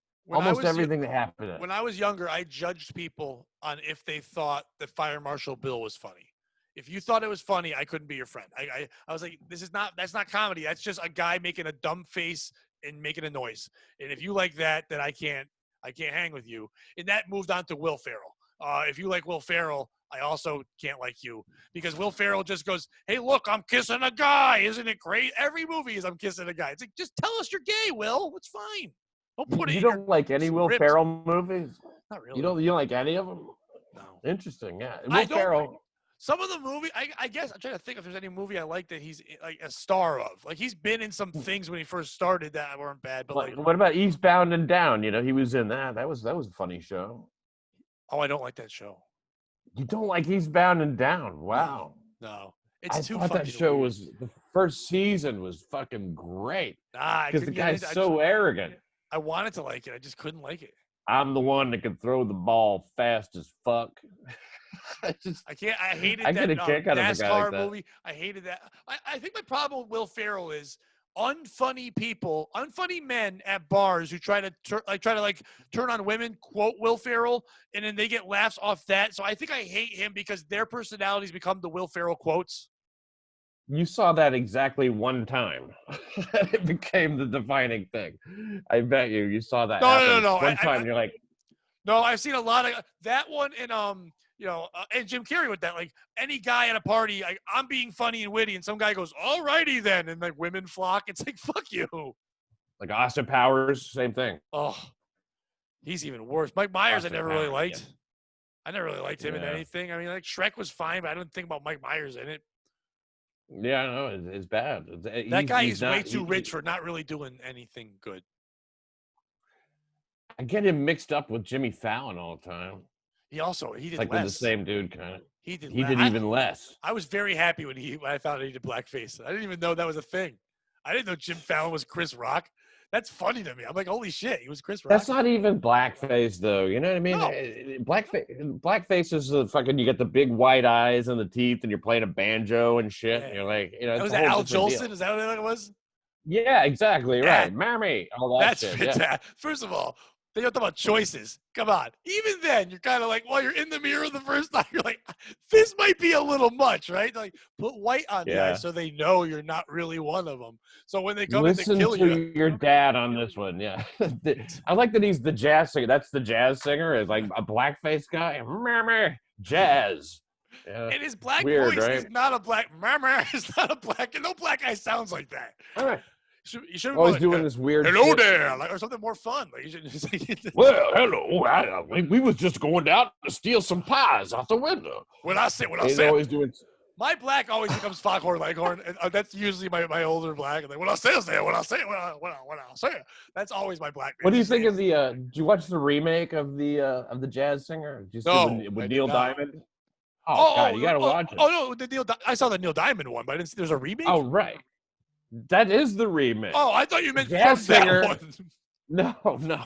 I'm like, who played They him? made it. They're like, I love that they thought, let's take the blackface out of it, though. Let's just make him like a singer, Forget the, If there's one career I really do enjoy, it's Neil Diamond's. Just owning, just being that. Just, I mean, every song he does. That song, America, is the most fucking pretentious fucking. He was hoping that was the new national anthem. It's like, just that whole chanting, like, my country, 'tis of thee, today. And people yelling that out. Oh, of thee I it's sing. great. Oh, he's incredible. Of thee I sing. It's great. Oh, I mean, that song really, that's an America pump you up song. That's like, I know Born in the USA is actually kind of like a common, if you listen to the lyrics, it's not really what people think it is, I guess. He's talking about like actual problems or something, coming back from the war and all that shit. But, America's just like everywhere around the world, coming to America. People are coming here, and you know what? I'm still behind it. It's always a 4-minute instrumental build-up as he's just fucking dancing around in glittery. Like, he really thought he was attractive and a good dancer and a good singer. Like, he really fucking believed in himself in a way that is just like his parents told him he could never do wrong. Like, the simple fact his name is Neil Diamond. He's a diamond. Like, he chose the shiniest, most fantastic thing. He's like, that's what I am. And it still kept Neil, the most boring name there could ever be. Like, you would think you would choose I would have been like Fantastic Jones or something. Not Neil Diamond, but Neil Diamond is pretty fun. Which I guess is okay. I guess a lot of black people kneeled to big up diamonds so he could make money, like with the Neil Blood Diamond. His middle name was Blood. He should have been Gem Diamond, not Jim, but GEM, Gem. Or just Gem Diamond. He should just come out Diamond. Like, that would have been amazing if he was just Diamond. Like, you believe Neil Diamond? Like, the times of that guy, him, Wayne Newton, that was a better time when you were just those guys were really good entertainers. They were all around fucking entertainers. They couldn't do one thing good, but they could do a lot of things okay. There was one dude, man. I saw him on the Tonight Show. He came out and did a whole fucking. He was like Bobby, one of those Bobbies, from the mid '60s, and he was still around, and he was like working in Vegas and shit like that. He pulls out a fucking harmonica. He goes nuts on the harmonica. He does dancing. The dancing was like weird looking, but it was really sick. And he plays the piano, and I mean, the guy's just an all around. He's a chess master. All this shit. They could do it all. They were really talented. Yeah, they could. They could do it all. But then again, like Jackie there was nowhere to find out if you could be good at things back then. So like, he was good at it, but like, we couldn't go on YouTube and find out if he was really good, if there was better people. Like, he just got on TV first, and you're like, oh, he must be the best at those things because I don't know other people exist. I guess. I mean, like, we had a smaller pool to choose from, that's for sure, but there aren't any more superstars, no more like super Hollywood stars. I mean, like, we had the weirdly like, Brad enough, Pitt and stuff happen, but who is it now? But that type of person is either Jamie Foxx or Justin Timberlake. They can do it all. They can sing, they can act, and you like them. Like, I just watched, but there's no more Clark Gables and all that. You know what I mean? There's no more. That's because we can now learn who they are as people. Like, back then, if there was Twitter, my God, all we'd hear about is their rapes. Like, you know what I mean? People knew. They knew, but they didn't want. You didn't ask.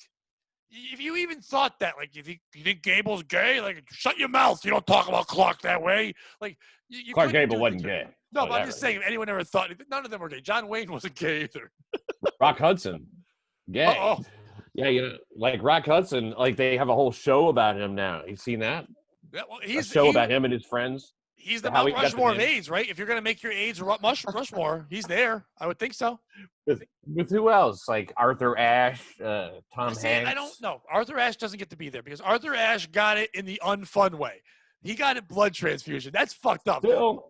Magic Johnson is on there, obviously. Yeah, first person to have fake AIDS. Fake AIDS and then get a Starbucks and a movie theater out of it. I mean, come on, that's some good AIDS. That's good AIDS. To me, the best AIDS ever, the one who doesn't get heralded, Pedro from The Real World. He was amazing. When the first Real World reality show started on MTV, they had Pedro, and then they had Puck. Puck was this like skateboard. He had scabs on. He was a white trash, awful man, and he hated Pedro. And remember, he put his fingers in gay Pedro's peanut butter, and he's like, "Don't put your fingers in my peanut butter," and he ruined it. Picked his nose and everything. Yeah. He's like, he couldn't accept this tiny little twink dying thing, and he's like, "I can't with all my heart, I can't." And then at the end, they became friends, and then he died, and I'm like, that's AIDS. That's what I need. But it would be like him, Harvey Milk, right? Wouldn't he be on there? Wow. He was a good AIDS. Probably, I guess. I think he was into teenage boys, So and then Forrest Gump's mom. Forrest Gump's mom would be on there. She didn't die of AIDS. She had great AIDS. Why his girlfriend Jenny died of AIDS. Oh, one of them. Her mother didn't die of AIDS. One of them. Sally. I'm dying, Forrest. I've got AIDS. I got AIDS. The end. That's it. You got it. Sometimes it was big fat AIDS, really little stinging AIDS. Sometimes AIDS would come in from the side. Why didn't we get that sequel? The Son. Like, why couldn't I would rather be raised by AIDS mom than retard dad. Like that's the worst Sophie's choice of all time. Are your parents gene pool? That's a scary one. Yeah, a retard dad and an AIDS mother. Who got trains run on her by the Black Panthers. You digging the mom's history, you're going to go to therapy for a long time.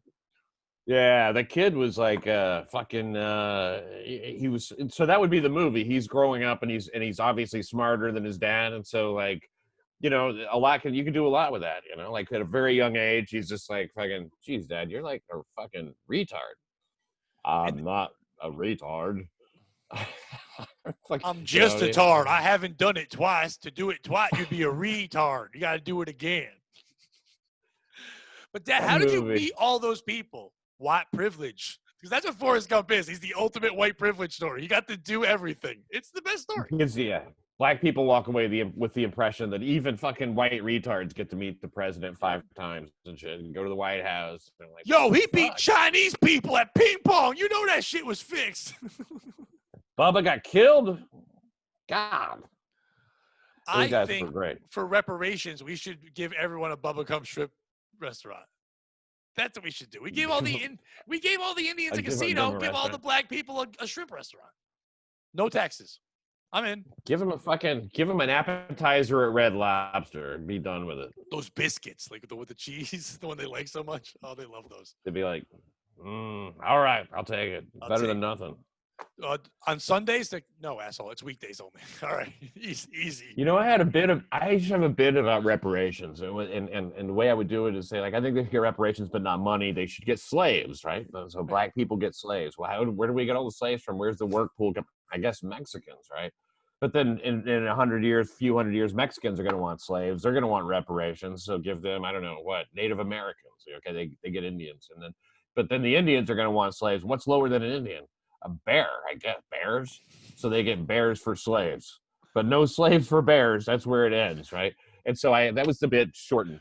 And I go, oh, you know what? And so I made the T-shirt. I was all high, and so I made my T-shirt was "No slaves for bears," and people are like, "Gayest T-shirt I've ever."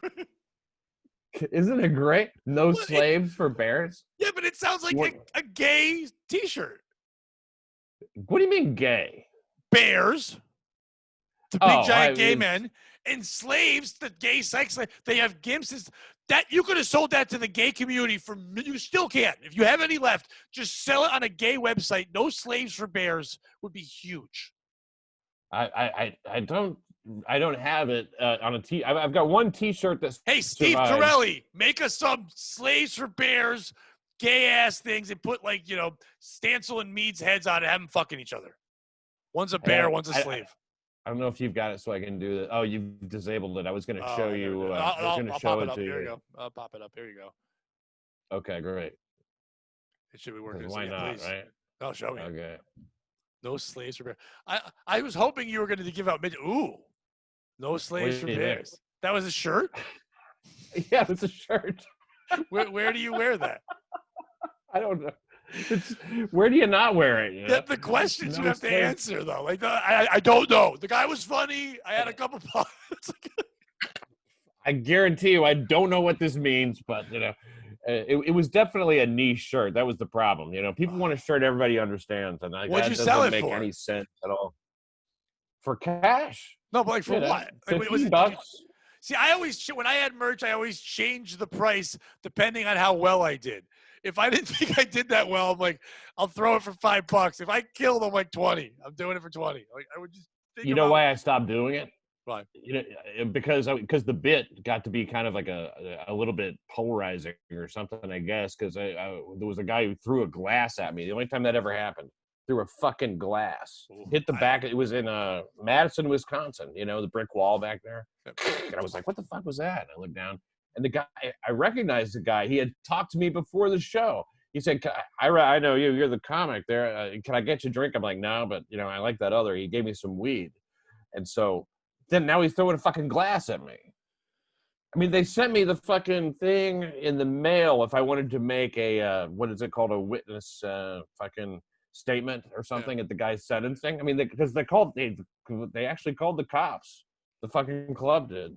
I had a woman throw a spoon at me, but never a glass. I had a spoon thrown at me, and I had a guy try to punch me because it was at a cancer benefit, but I stupidly said cancer festival. I don't know why I said that, but it really pissed off the son of the guy who was dying. Like there was posters of the guy with the tubes in his nose dying of cancer. They just wheeled him out before we did the show and it was like, and I said cancer festival, and he got mad and he ran at me and went to go punch me, but he was drunk, so I ducked.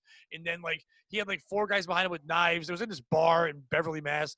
And then one person came to have my back, and it was this 5-foot lesbian woman.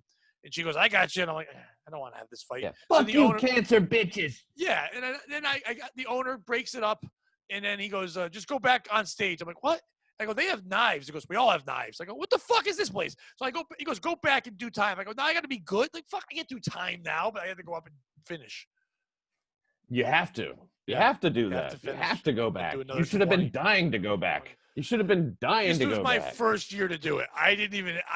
That rattled me out of my set so bad. I had nothing. So I could make $100 the hard way. God, $100 your first year is fucking. I mean, but a cancer benefit is like the worst. They have to know you're gonna say something that's not right. You know what I mean? Something's gonna happen to make that not right. I lucked out my first year because when I first started in Connecticut, all the comics thought they were headliners. They all thought they were amazing comedians. They all thought they were too good to host. Literally, my first open mic, I just talked for 5 minutes, and the guy goes, "Oh, you seem like you're comfortable just talking. Can you do a show Saturday, $50, 15 minutes?" And I'm like, this was my first mic. He goes, "So will you be ready by Saturday?" And I'm like, "Yeah." So they just let me talk. And then people just start, and they go, "He's not afraid to do it." And I start just getting $50, hosting at bars and things, and learning and watching other comics and going and just trying to develop shit. But I was getting paid right away because nobody else wanted to do it. Huh. So I kind of lucked out in that way. I mean, we all got lucky. Anybody who gets to keep doing comedy is lucky. I've been doing it 24 years. I'm just lucky. But one thing after another happens. I did a cancer ward one time. I'll tell you two stories. Like a cancer ward, yeah, where it's like you go and entertain for free or whatever, and like you just try to put a smile on somebody's face and all that shit, give them something, because it's a terminal. You know what I mean? These people are dying. I am smiling. I just lost my jaw. Like, oh, okay. Dude, I did so bad. I did so fucking bad. How are you gonna do good? I know everybody else did fine. Everybody else did fine, and I just couldn't buy. I mean, I got walkouts, okay, and it was hard for them to walk out.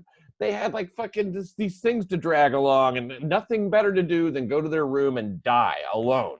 They're like, that's preferable to listening to this comedian. They fucking did not enjoy my comedy. I did adult Jewish day camp, and they didn't like me there. They weren't a fan. Adult Jewish day camp. Yeah, in upstate New York. It was like they're like adults? 70 years old. They're 70 and older, and they're just like they're like so Jewish. They look Amish, like that kind of Jewish. And the best part was there's no power, electricity, anything like that.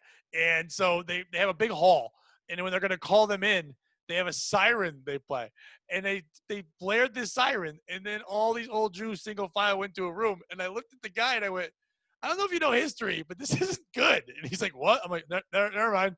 But so I went in and I thought that would be funny. Like, and I actually opened with, I was just shocked you guys came to anything called camp.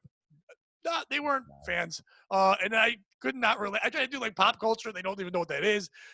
They didn't like that camp thing. Yeah, because you're not Jewish. If you were Jewish, they would have gone for it. One lady got so mad, she got up and said, boo, and then left, but she had a walker, and it was like this wood floor, so you hear the clumping of her leaving, being mad the entire time. Exactly. That's how, yes, it's like the cancer, like Jewish comics always do that. They'll have a joke, it's blah, blah, blah, camp, or blah, blah, blah, gas, or whatever. Right. That's the punchline. And you're supposed to just put it together. Oh, they're doing it. But you can't do that as you're kind of, as if you're not Jewish, because, let's say the Holocaust did happen. All right, fine. You allow for that. Yeah, I had one of my worst shows ever in a room full of Jews. It was a 50th birthday party, surprise party, and I was the surprise entertainment for some reason. I did this for $500. It was half an hour. I was in a fucking home with an elevator, okay? I mean, I should have been getting paid a lot more money, so they clearly just went for the cheapest comic they could find. And it was a guy who didn't know anything about management or whatever, and he was trying to like get into comedy production or something. And goddamn, man, I mean, they really set me up to fail. They have the big guy there. He's turning 50. He owns a limousine company. He's sitting there just like real dubious and shit. Right. And they've got him in the center of the room. Of course, you don't make him laugh. Nobody's laughing. The room just degenerated into conversation while I was doing my comedy. Within about 15 minutes, it's like I'm not even there. Yeah. I went around and interviewed people at tables like fucking Jay Leno and got paid at least, but they couldn't wait for me to leave. They were just like, here, go. Couldn't stand me. My like third year in, I got hired to do like a sports fundraiser in like Rhode Island, like somewhere in some shit part of Rhode Island. And they're like, I asked, is there any rules? Anything? They're like, no, just come do the fucking. There's a thing for kids baseball. They're gonna have like an auction of things and raise some money and all that. And I get there, and right before the show's gonna start, the guy comes in who runs it. He's like the coach, so he's like, even though he didn't hire us, now he's gonna tell us what to do. And he goes, you all need to do sports jokes. And I'm like, well, I don't have any sports jokes. And he's like, well, you better write some. We're paying you. And a buddy of mine on the show looks at me and goes, Pat, just let it go. And I'm like, no, I'm not going to. I go, sir, I'm not doing that. Don't pay me. I'll just fucking leave. I'm the headliner. I'll go now. I don't care. And he goes, just do the sport. You're not quick enough. And I go, you know what, dude? Fuck it. I'll write sports. I got you. I'll write, and I'm going to dedicate it to you. Is that cool? And you guys all happy? My friend's like, what are you going to do? I'm like, don't fucking worry about it. So they all go up there. They try to do a sports joke. I start off, and I said, before we start, and I point to the coach, keep it going for the coach. He's all proud and racist looking, the regular guy coach. He had a whistle on at the fucking thing. He's a piece of shit. So, and I'm up there, and I'm like, before we start, I just want to talk about, I like to play fantasy football because it's the only time I'm allowed to own black people.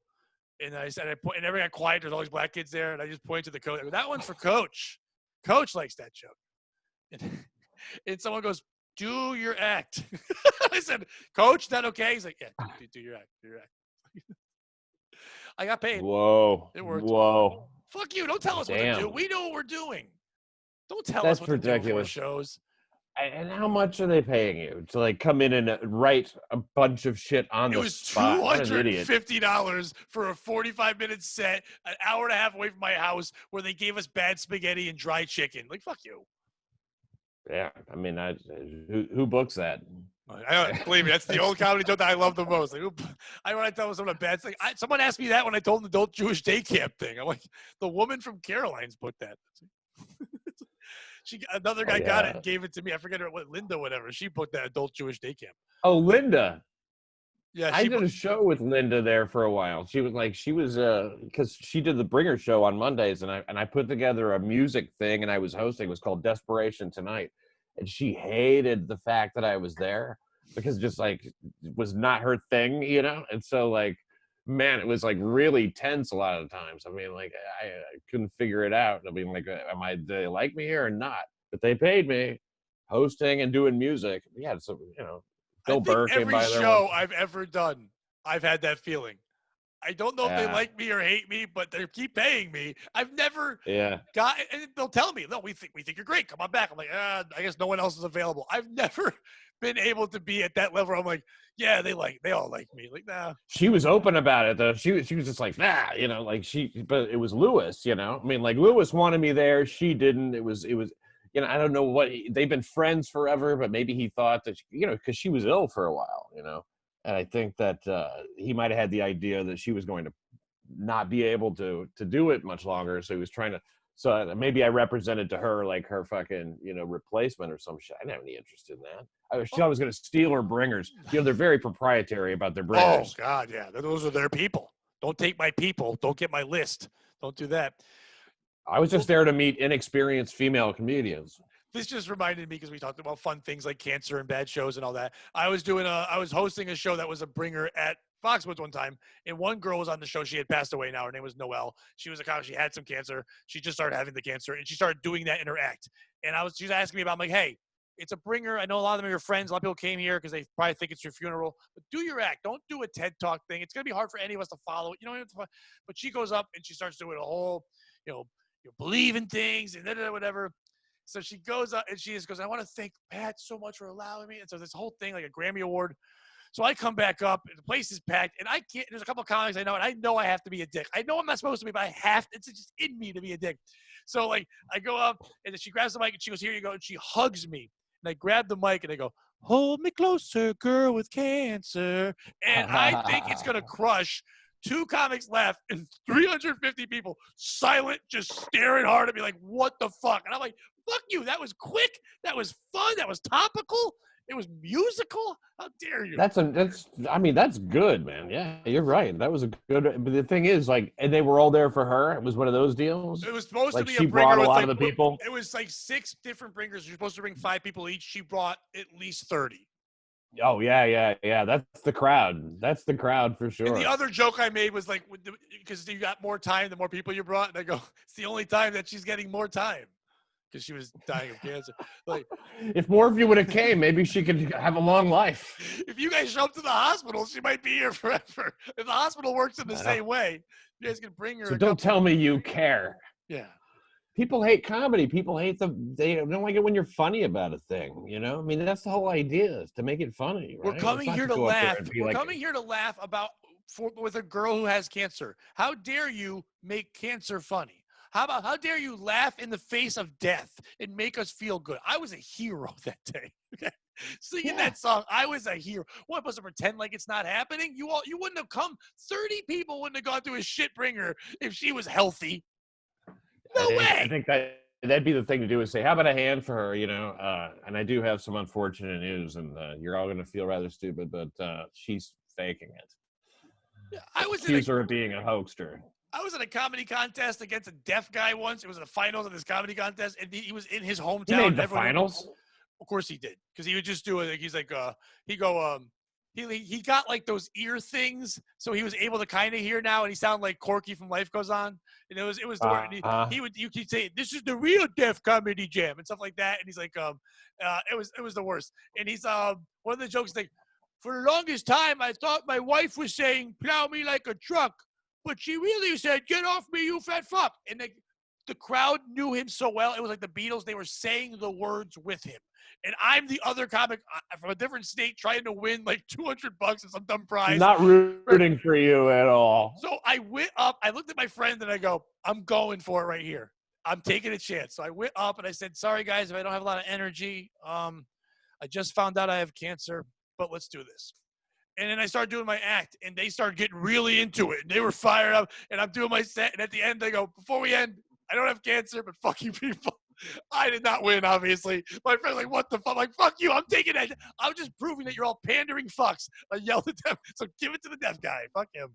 That would have been a tough choice if you wouldn't have told them, and they had to be like cancer new guy from out of town, the away guy, or the home team deaf guy. That would have been a tough choice. Some of those people who didn't know were like, why is that retarded guy from Boston here? I'm like, no, he's deaf. It's the same accent. What the fuck? A deaf guy doing comedy. Did he keep doing comedy? Probably I think he's still doing it now. Yeah, he actually him and some other guy book a lot of shows, and they found the niche of doing like the fundraisers, like the nonprofit one, and then they make money off all that. Of course. Shit. I think it's like there was one guy with cancer. Do you remember a guy called, I don't remember his name, Steve something, but he had a campaign kind of thing. Dying to do Letterman, and he supposedly had cancer, and so Oh, they let him do. I think I They let remember him do this. Yeah. Letterman. Yeah, and he didn't die. Yeah. Guy's still alive, and he doesn't try. It's like his you go to his Twitter, it's like last tweet 2018 or some shit. I mean, he doesn't even update his website. It's got old appearances on it and shit, but he's still alive. I mean, Because he's still, he didn't think he was going to get Letterman. He did it. He did it. And nobody cares. No. Everybody kind of goes, well, that's kind of cheap. I think he had some totally operable kind of cancer, and he just, I know Eddie Brill a little bit, who was booking it at the time, and he's like, yeah, I didn't want to book him, but the producers kind of forced me. You can't. Well, also, then the guy's going to tell people, like, they didn't book me, and they know I have cancer. I was like, how dare you? And it becomes like that. It becomes like Betty White getting on SNL. It's like, put her on because she's old and shit. Like, fuck you. And why hasn't COVID killed Betty White? What the fuck, COVID? If you're going to kill people, fuck. What is she, Beelzebub? How is she fucking still here? Like she lived through that last big flu thing in 1918, right? And so, she's a survivor. The guy should have been dying to do Leno. She's seen all the diseases. She should have the information we need. Well, they ran a fucking. Do you ever hear of Event 201? They ran a simulated fucking test. Like they workshopped it or war roomed it or something, and they've got. It was led by Gates, Bill Gates. It was in October, late October. They had, what if there was a terrible coronavirus that came, a coronavirus pandemic? What would happen? And they had newscasters. They'd filmed all this shit, and they had people sitting around talking about it, experts and stuff. I mean, it's kind of eerie, right? Event 201. Look at on YouTube. It's fucking weird. Yeah, because they're calling it coronavirus. It's coronavirus, I mean, but they go, it came from pigs in Brazil. I mean, they came up with a different origin story. Which, by the way, Google that on Pornhub. It's a whole different thing. Pigs in Brazil. It's just fat, waxed women. Yeah, my search options have both cancer and Jews. Cancer Jews. Yeah, there's weird shit. Some things you can't write. Like you can't look for drunk women, but you can say they drank. It's weird. Sometimes if you do piss or pee pee or something, that's another way to judge somebody, like by which words they know aren't search options. Yeah. Or like when I'm on stage and I'm like, isn't it crazy that Asian people's dicks are like Bigfoot? They're all blurred out. And then the people that don't get it are like, oh yeah. Well, in porn, you can't see Asian dicks, especially when they're groping you on a bus. So you can't see Asian pussies either. No, you can't see any of that stuff. They can force a woman to have sex, but you can't see the penetration. But you can see her crying. Yeah. And it's on TV. It's just right there. It's right there for all of us. Yeah, there's that extra layer. You can't tell what's real with Asian porn that well. You know what I mean? It's like you can't. Usually you can tell. American porn, you can go easily distinguish, like if there's any reality to a scene at all. Not Asians. You can't tell at all. Except it's Asian massage. If you put it's AMWF, so Asian male, white female massage. It's usually the same. There's a white woman. She's walking through the city, and a guy goes, "Oh, you want massage? Massage? Oh, I don't know English. Massage." And then brings her in, and she's like, "Oh, just real obviously quick. She goes in. I have to go home. My husband wants dinner." He's like, "Oh, eat quick, eat quick." And he starts rubbing her, and it eventually gets to the point where he's like fingering her. He's like, "No." He's like, "Oh, I don't understand." He's just like blasting her, and then finally he's fucking the shit out of her, and then she only gets mad when he comes in her. It's like, that's the part you're mad at. Like the guy didn't take no the entire time. You thought he was going to pull out. He's not going to pull out. He's honorable. He's not going to come in your eye. He's an honorable gentleman. Weird. I've never seen that. I've never seen that. It's a whole series. I don't like any men in porn at all. I mean, it's all women. That's all. I mean, if there's a dick in it, I'm gone. I need storyline. If I don't have storyline, I can't watch it. Yeah, I mean, there's storyline with some of these like mother-daughter things too. I mean, like the mother-daughter's all storyline. They got to really sell you on this idea that, like, come on, honey, I know you had a hard week, and the you didn't get into the sorority that you wanted. I can cheer you up, and then they somehow convinces her daughter to have sex. I mean, of course, the daughter's like, what? No. And it goes from that to just like she's licking her mom's asshole in about 5 minutes. I'm like, damn, that was easy. I'm going to be popular at volleyball practice next week, Mom. Thanks. I like the guy who watches that and then starts dating a woman and has a daughter, and he's like, according to porn, I can make this happen. It's like, and then According tries. to porn. Yeah, I watched porn. Hey, why don't you like sleep with your daughter tonight, and I'll just sit on this chair and watch. That's fine. She's like, I thought you'd never ask. And do you see something that says not her mother has sex with not her mother? Because they have to. No. But the not's in the weird part, like fucking and sucking with the not daughter. it's like with the not daughter. They want to make sure we can't represent this as something that's like unlawful or something. I mean, there must be some reason why it's there with not her daughter or whatever. And then like as if you were going to call the authorities or something, you know. Well, I also think it's weird that they thought that the whole planning was step made it okay. Because I know it's not bloodline, but has anyone realized that if you're a step, it's a legal binding contract? Like there's a legal contract saying you are now officially in the state that you live in related to this person. It's the blood one. They're not always. If you don't go get the baby baptized or fucking get paperwork, you could not prove it's your baby. The step part is yes, your mother and father got married. Now you are officially the stepdaughter. We can look this up. You should go to jail. Stop fucking your daughter, stepdaughter. Yeah, we know. We see the paperwork.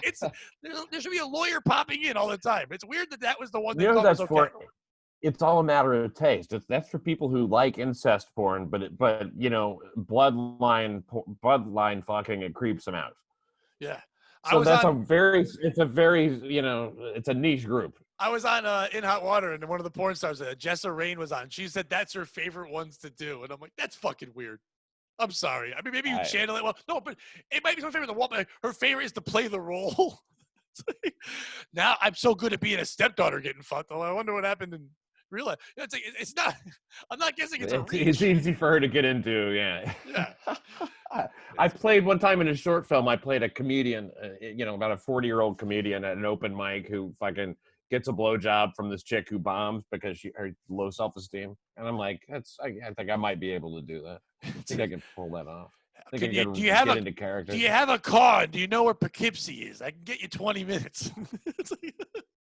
I was I'll help you with your jokes. You know, okay, so we go to some fucking, you know, and then it just cuts to me fucking ejaculating in her mouth. But it doesn't show the good part. It's just my face. It cuts to that. It cuts to that, yeah. It cuts to the end of the blowjob, right? Cut to, yeah, weird one. Most movies start off with her getting to her knees, and then like the back of her head, and then like the zipper and all that stuff, and then the noise, and then like your eyes rolling, and then it fades up, and like you hear music, and you realize what happened, and then maybe you're in the sheets later moving. Your movie, we're just hanging in a bar. Next thing you know, you're just blasting a load in your mouth, and she's like, "Thank you very much for the jokes."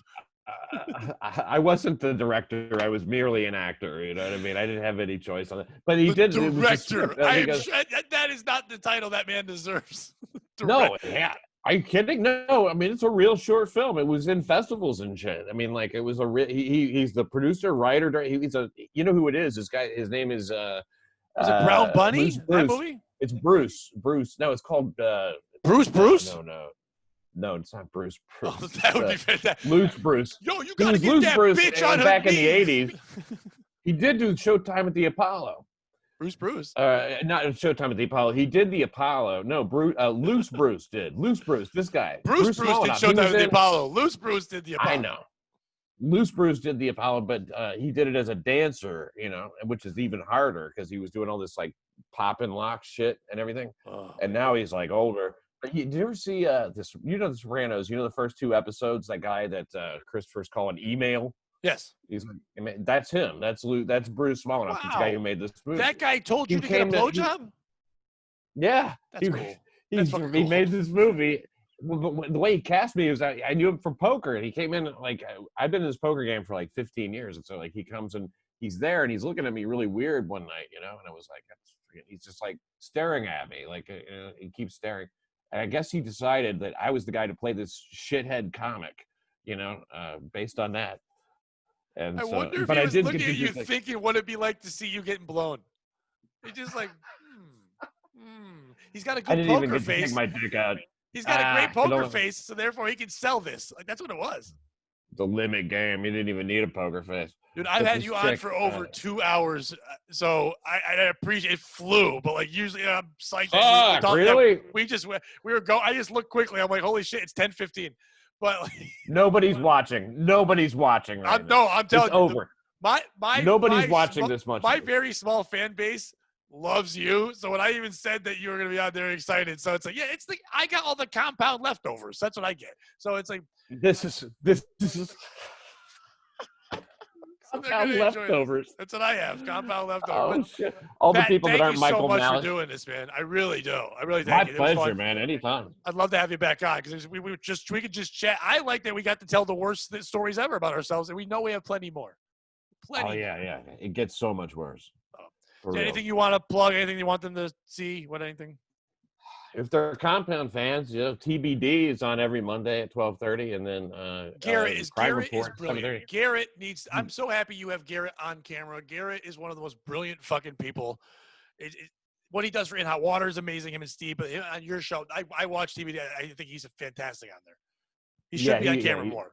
Exactly. That's why I looked at him and I'm like, how come he's not on a show? You know what I mean? Because every time I talk to him, it's a good conversation. He can talk about anything. And so well, what's the show going to be about? Well, we didn't really want to come up with that, so just like TBD, that's it.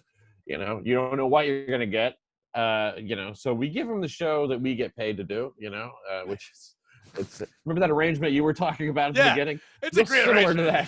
to that. I can't, so anyway, Who that books Crime that? Report. I got Michael Oates, I got the guy who killed the guy that started the fucking Washington Heights riots back in '92. So that's going to be a good show. Michael O'Keefe. He's an author now and everything. He's a former NYPD. Looking forward to it. That'll be a good one. So anyway, not to be confused with Danny O'Keefe from Caddyshack. Yeah, I guess I don't. I guess I don't. I guess you don't. Crime. Did you know New York City Crime Report's a separate podcast? Do you know that? Yes, I knew that. Okay, so a lot of people don't know that. So like New York City Crime Report on iTunes, I really wish people would subscribe.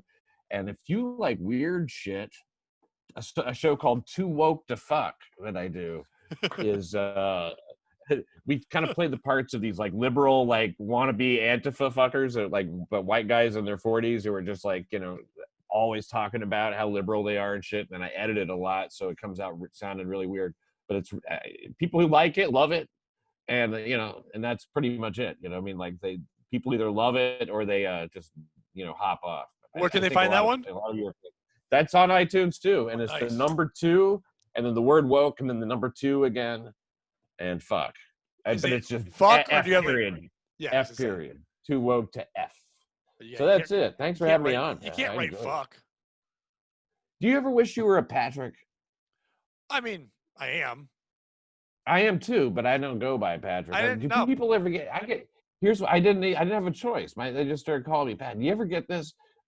People say, "What's your name?" And I'm like, Pat. And they go, Matt. And I go, no, Pat. And they go, oh. Yeah. Disappointed. You also grew up at the time for a while. It's like Saturday Night Live. Like fuck off. Like that Thank God that's dumb over. thing. Yeah. It's Pat. Yeah. My comedy started with my dumb name because my name looks like potatoes. So I was already had a joke that people liked. I'm so Irish. My name's Potatoes, Pat Oates. So the second I said that out loud, people are like, oh my God. And I started getting called Potatoes for 2 fucking years. It is the dumbest joke I couldn't get away from. People are calling me Potatoes because I'm Pat Oates. It looks like that. My cousin Tom is Tomatoes. He's Tom Oates. It was the dumbest. And I'm a junior, so I'm the smaller. I'm a tater tot. It's the dumbest. But that was like that was my act. And when I first started, I was at the Funny Bone hosting, and the guy bringing me up from the God mic goes, this guy is so Irish, his name's Potatoes, Pat Oates. And that was like my only 5 minutes. I'm like, oh, he just fucked me over. That's the punchline, for Christ's sake. That's all I had. That's all I had. Pat, thank you so much for doing it. I appreciate it. I'll talk to you soon. My pleasure, man. Thanks for having me. Take care.